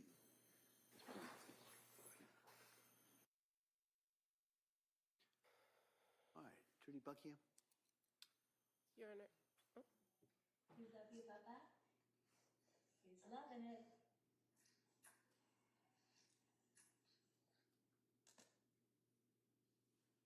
Ms. Rossi, is that the video that you took of Callan taking the bottle? Yes, it was. And fair to say you sent that video to Lindsay Clancy on September 9th of 2022? Yes, I did. At this point, I'd move to admit a copy of that clip as the next exhibit. With no objection, that may be admitted.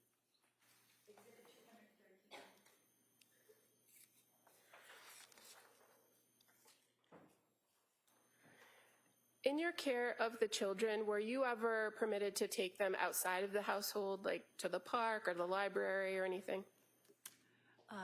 I took Callan for a walk on one occasion, and I took Cora and Dawson to a tumble fun gymnastics class. Okay.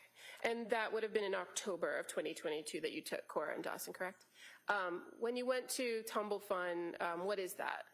It's a toddler, like, gymnastics place, indoor gymnastics place. Did you only take Cora and Dawson, or did you also take Callan?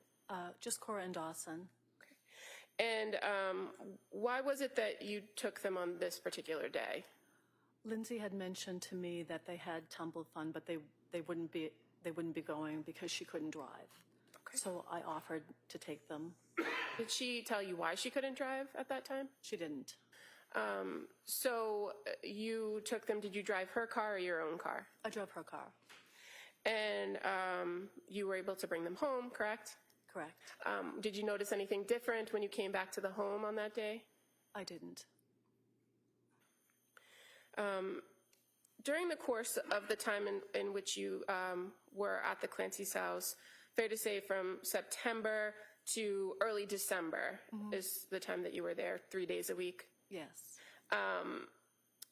Did you come to find out that Lindsay was having some issues?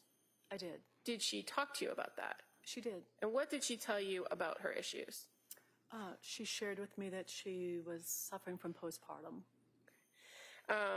Now, when she shared this information with you, had you noticed anything different about her demeanor or her presentation around the house? I didn't at all. Had her trips out of the house when you were there stopped or decreased during that time period? No. And did she tell you that at that time that she was seeing some doctors? She did. What about medication? Did you have any conversations with her about her taking medication during that time period? I think we talked about she was going to stop a medication because she was trying to stop nursing. That she was going to stop medication or she was going to start medication? I think she was trying to stop something because she was going to, oh, I'm sorry. That's okay. Take your time. She was not going to nurse Callan anymore because she was going to be starting a new medication. Did she ever give you any details about the medication? She didn't. Do you recall seeing prescription bottles around the house? I did. Did you ever learn from Lindsay that she had gone to the emergency room in November of 2022? No. How about going to the emergency room in December of 2022? No. Did anything about your arrangements with coming on the 3 days, caring for Callan and sometimes Cora, did any of that ever change because of what she reported to you about having postpartum? Only at the end of my time with them. Okay, we'll get there in a Okay. second. But did you have the occasion to observe her interacting with the children? I did. And did you have any concerns about her interacting with the children? None at all. She was a wonderful mom.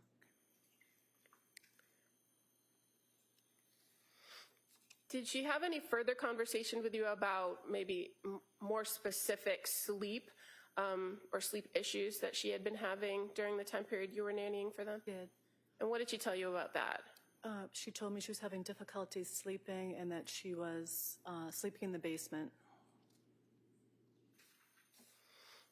Now, when you would watch Callan and she would be in the basement, would you often see her in the basement? No. And one of the things you said that you sometimes did was do some laundry, right? I did. And where was the laundry in the Clancy house? It was in the basement. And so you'd have to go through that living room area down there where the couch was to get back to the laundry room? Yes, it was in the back. How about working out in the basement? Do you recall if you went down the basement stairs to the right that there'd be like a little area where there'd be weights and that kind of thing? Did you ever see her working out there? I don't recall if I did. Okay.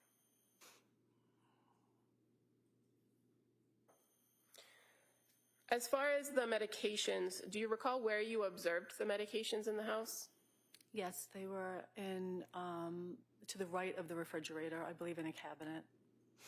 And you had to go into the Clancy, Patrick and Lindsay's bedroom, right? I did. fair to say Callan's crib was in there. It was. So do you recall ever seeing medications in the bedroom? I didn't. Now, you had mentioned that you knew Lindsay to be going back to work in November, correct? Were you advised, or did you know that she was originally scheduled to go back in October, but then bumped it back to November? I didn't know that. But as you began working for them, that November date was in mind, right? Yes. Moving to Thanksgiving of 2022, did something change about the plan for her to go back to work? Yes, I came in, I think it was a few days after Thanksgiving, maybe the day after Thanksgiving, and Lindsay was in the kitchen, and I had expected her to be asleep. Why was that? Because I thought she was working that shift, that Thanksgiving shift. And she told me that she wouldn't be going back to work. And was there any further conversation of what the plan was for you and the family during that time period? No, I think I mentioned if she wasn't going back to work and that if they didn't need me, if they could let me know. Okay. And so do you recall being at the home at one point where Patrick and Lindsay left the house and came back? Yes. Can you tell us about that interaction? Of course. Patrick and Lindsay went for a walk, and when they returned, I was in the living room on the floor with Callan, and they came in and told me that they would have to let me go because Lindsay would not be going back to work, and the two of them would be home to care for the children. Okay. And so did they give you anything else, any other information about why Lindsay wasn't going back to work during that meeting? No. Okay. And did they give you some time to kind of make other arrangements after that? They did. I believe they gave me 2 weeks. And during that time after Thanksgiving, did you have the occasion to see Lindsay interacting with the kids in the home? I did. And was anything about your observations of her different? Nothing.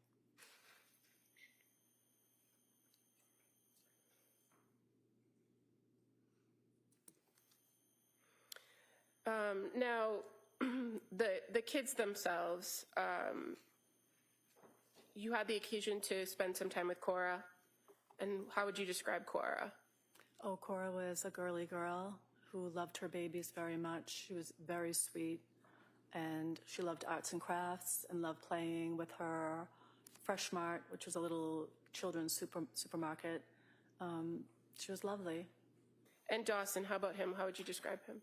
Dawson was full of energy, rambunctious, funny, silly.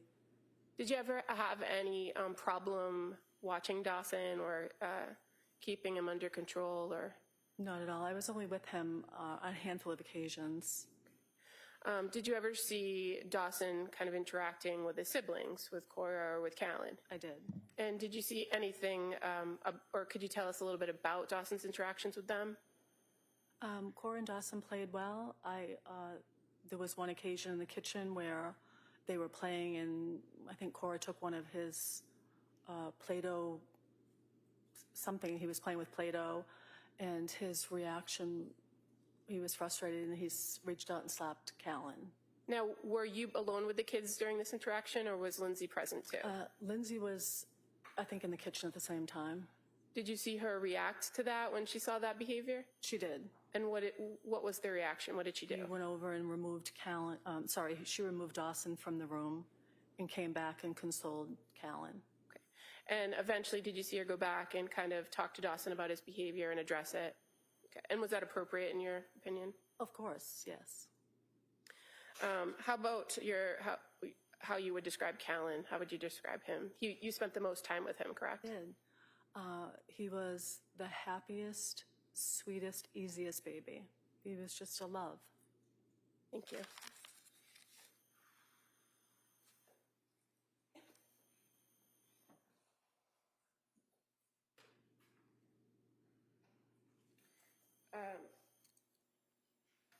If Lindsay had told you in one of these exchanges, and again, you exchanged mostly either in this notebook or via text, right? Correct. If she told you about working out, do you know if she wasn't in the basement where she would go to work out? I think it was the Kingsbury Club. And as far as when you stopped working for them, do you remember exactly when it was? You said maybe 2 weeks after I Thanksgiving. think it was December 8th or December 10th. And in the time that you were with the Clancys in their households, caring for their kids, you know, interacting with Patrick and Lindsay, did you ever have any concerns that the children were not safe? No. Thank you.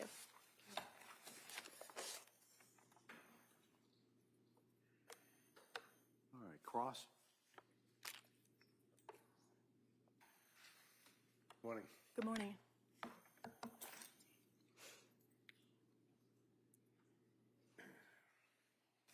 So you first met Lindsay and Patrick and the kids in, was it July of 22? Yes. And then you were hired, obviously, and you then took over as a nanny. Yes, You also, you got a lot of years of experience as a nanny, don't you? I do. And this was that you wanted to kind of pick up some more hours, and that's why you fortunately reached out to the two of them and ended up taking care of those Yes. kids. So from July until, what was it, November after Thanksgiving, or was it early December that they had the walk, and then they came in and told you that she was going to Early be home? December. Early December. And you all left on good terms, right? Oh, wonderful terms. Yeah, I mean, you guys stayed in touch with each other, you texted them Christmas, things of that nature, right? I did reach out to Lindsay to wish her a Merry Christmas. Did she respond? She did. Would you agree that on March 1st of 2023, the state police interviewed you for about a half hour or longer about your observations of the Clancy family? Yes. Do you recall that the trooper, were there one or two of them, if you remember? I believe there were two. Yeah. Do you recall the trooper asking you questions about your observations of the Clancy family with particular focus on Lindsay? They were asking you about your, how well you knew her, what you thought of her, what she did as far as a mother in your presence. I'm sorry, I can't really hear you. I apologize. They wanted to know what kind of a mother she was, right? Yes. And you were able to respond to that, right? I did. They also wanted to know any observations that you had about her use of prescription drugs, right? Yes. And you were forthcoming on that as well, right? They also wanted to know whether or not you observed or she made any statements about any symptomology or symptoms that she might have been having that were causing her difficulty, right? Yes. Do you recall indicating to the troopers that, in your opinion, that she was a loving and a doting mother? Yes. Can you tell the jury what that means? I mean, what did you observe about what did you observe about her as a mother interacting with her kids? I observed a wonderful mom who loved her kids, she was very concerned with their safety. She was very concerned with Callan's eating and sleeping. She was a wonderful mother. And the district attorney asked you questions about what apparently is Exhibit 150 in this case. And that's the book that she would write notes to you on, and then you would on occasion write notes back to her. Is that right? Yes. So when the district attorney asked you to identify her writing, so like also there were like photographs like that in the book as well, right? You know who would draw that? Would she draw that, or would you draw that? I think I drew that. You do that one? Yeah, I think so. And for example, Thursday, September 29th, it says Callan last fed time, put him down for a nap at 9:35 with a smiley face. We will be home, clean the clothes in the dryer if you get to it, and then up Callan up at 10:45, and then some scribbly mark on the bottom. That's an indication of the type of notes that she would leave for you. Correct. Would she also leave notes for you to the effect of cutting up sweet potatoes and cutting up celery and things in 1-inch squares so that the kids to eat? Yes, food prep, yes. Did you find that to be overbearing or Well, not at all. you didn't find that to be controlling, that she was trying to exert a control over you, did you? Not at all. Felt that was appropriate for her to tell you about the cutting up of the vegetables and squares and things? Yes.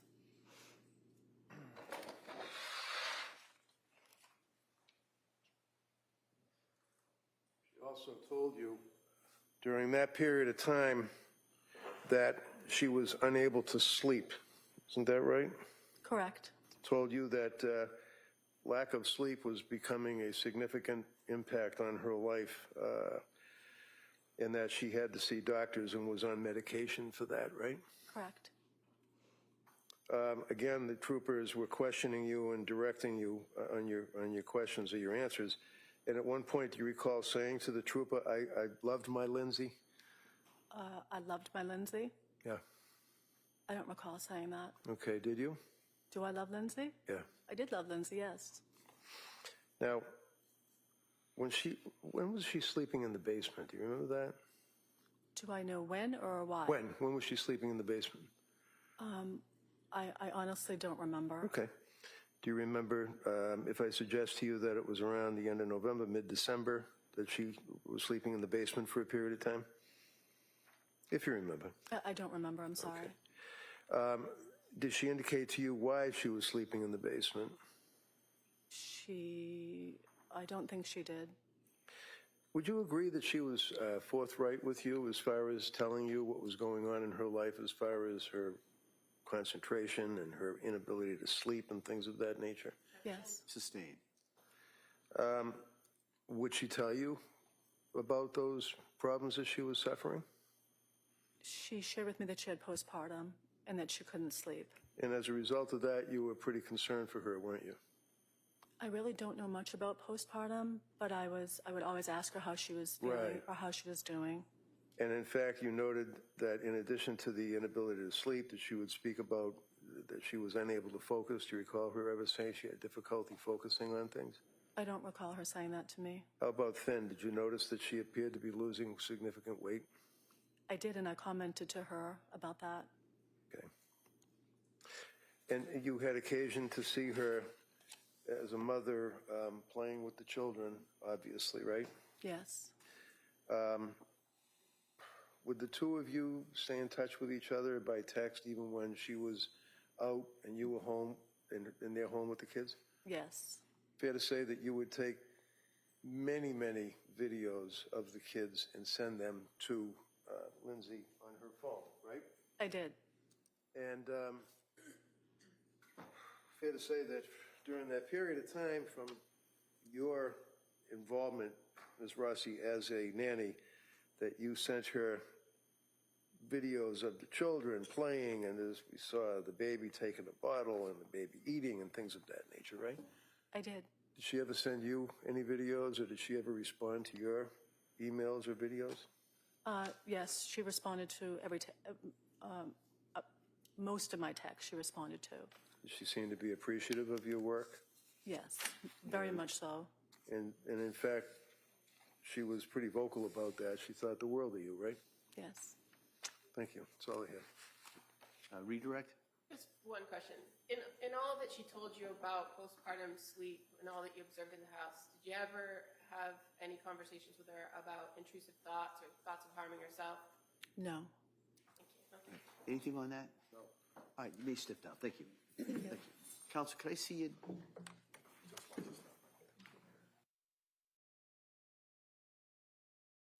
right, so members of the jury, as I told you, we're not going to sit this afternoon. So we're going to break at this point, all right? And so I'm going to ask you to come back tomorrow at 9 o'clock. Remember those instructions. Don't talk about this. Don't do any research about this. Don't listen about anything. Don't talk about it with anyone. And I'm going to ask you to come back tomorrow at 9 o'clock, and we'll start with the testimony tomorrow. Okay? All right, thank you very much. Court, all right. Jurors, please close the notebooks, please among your chairs. This way.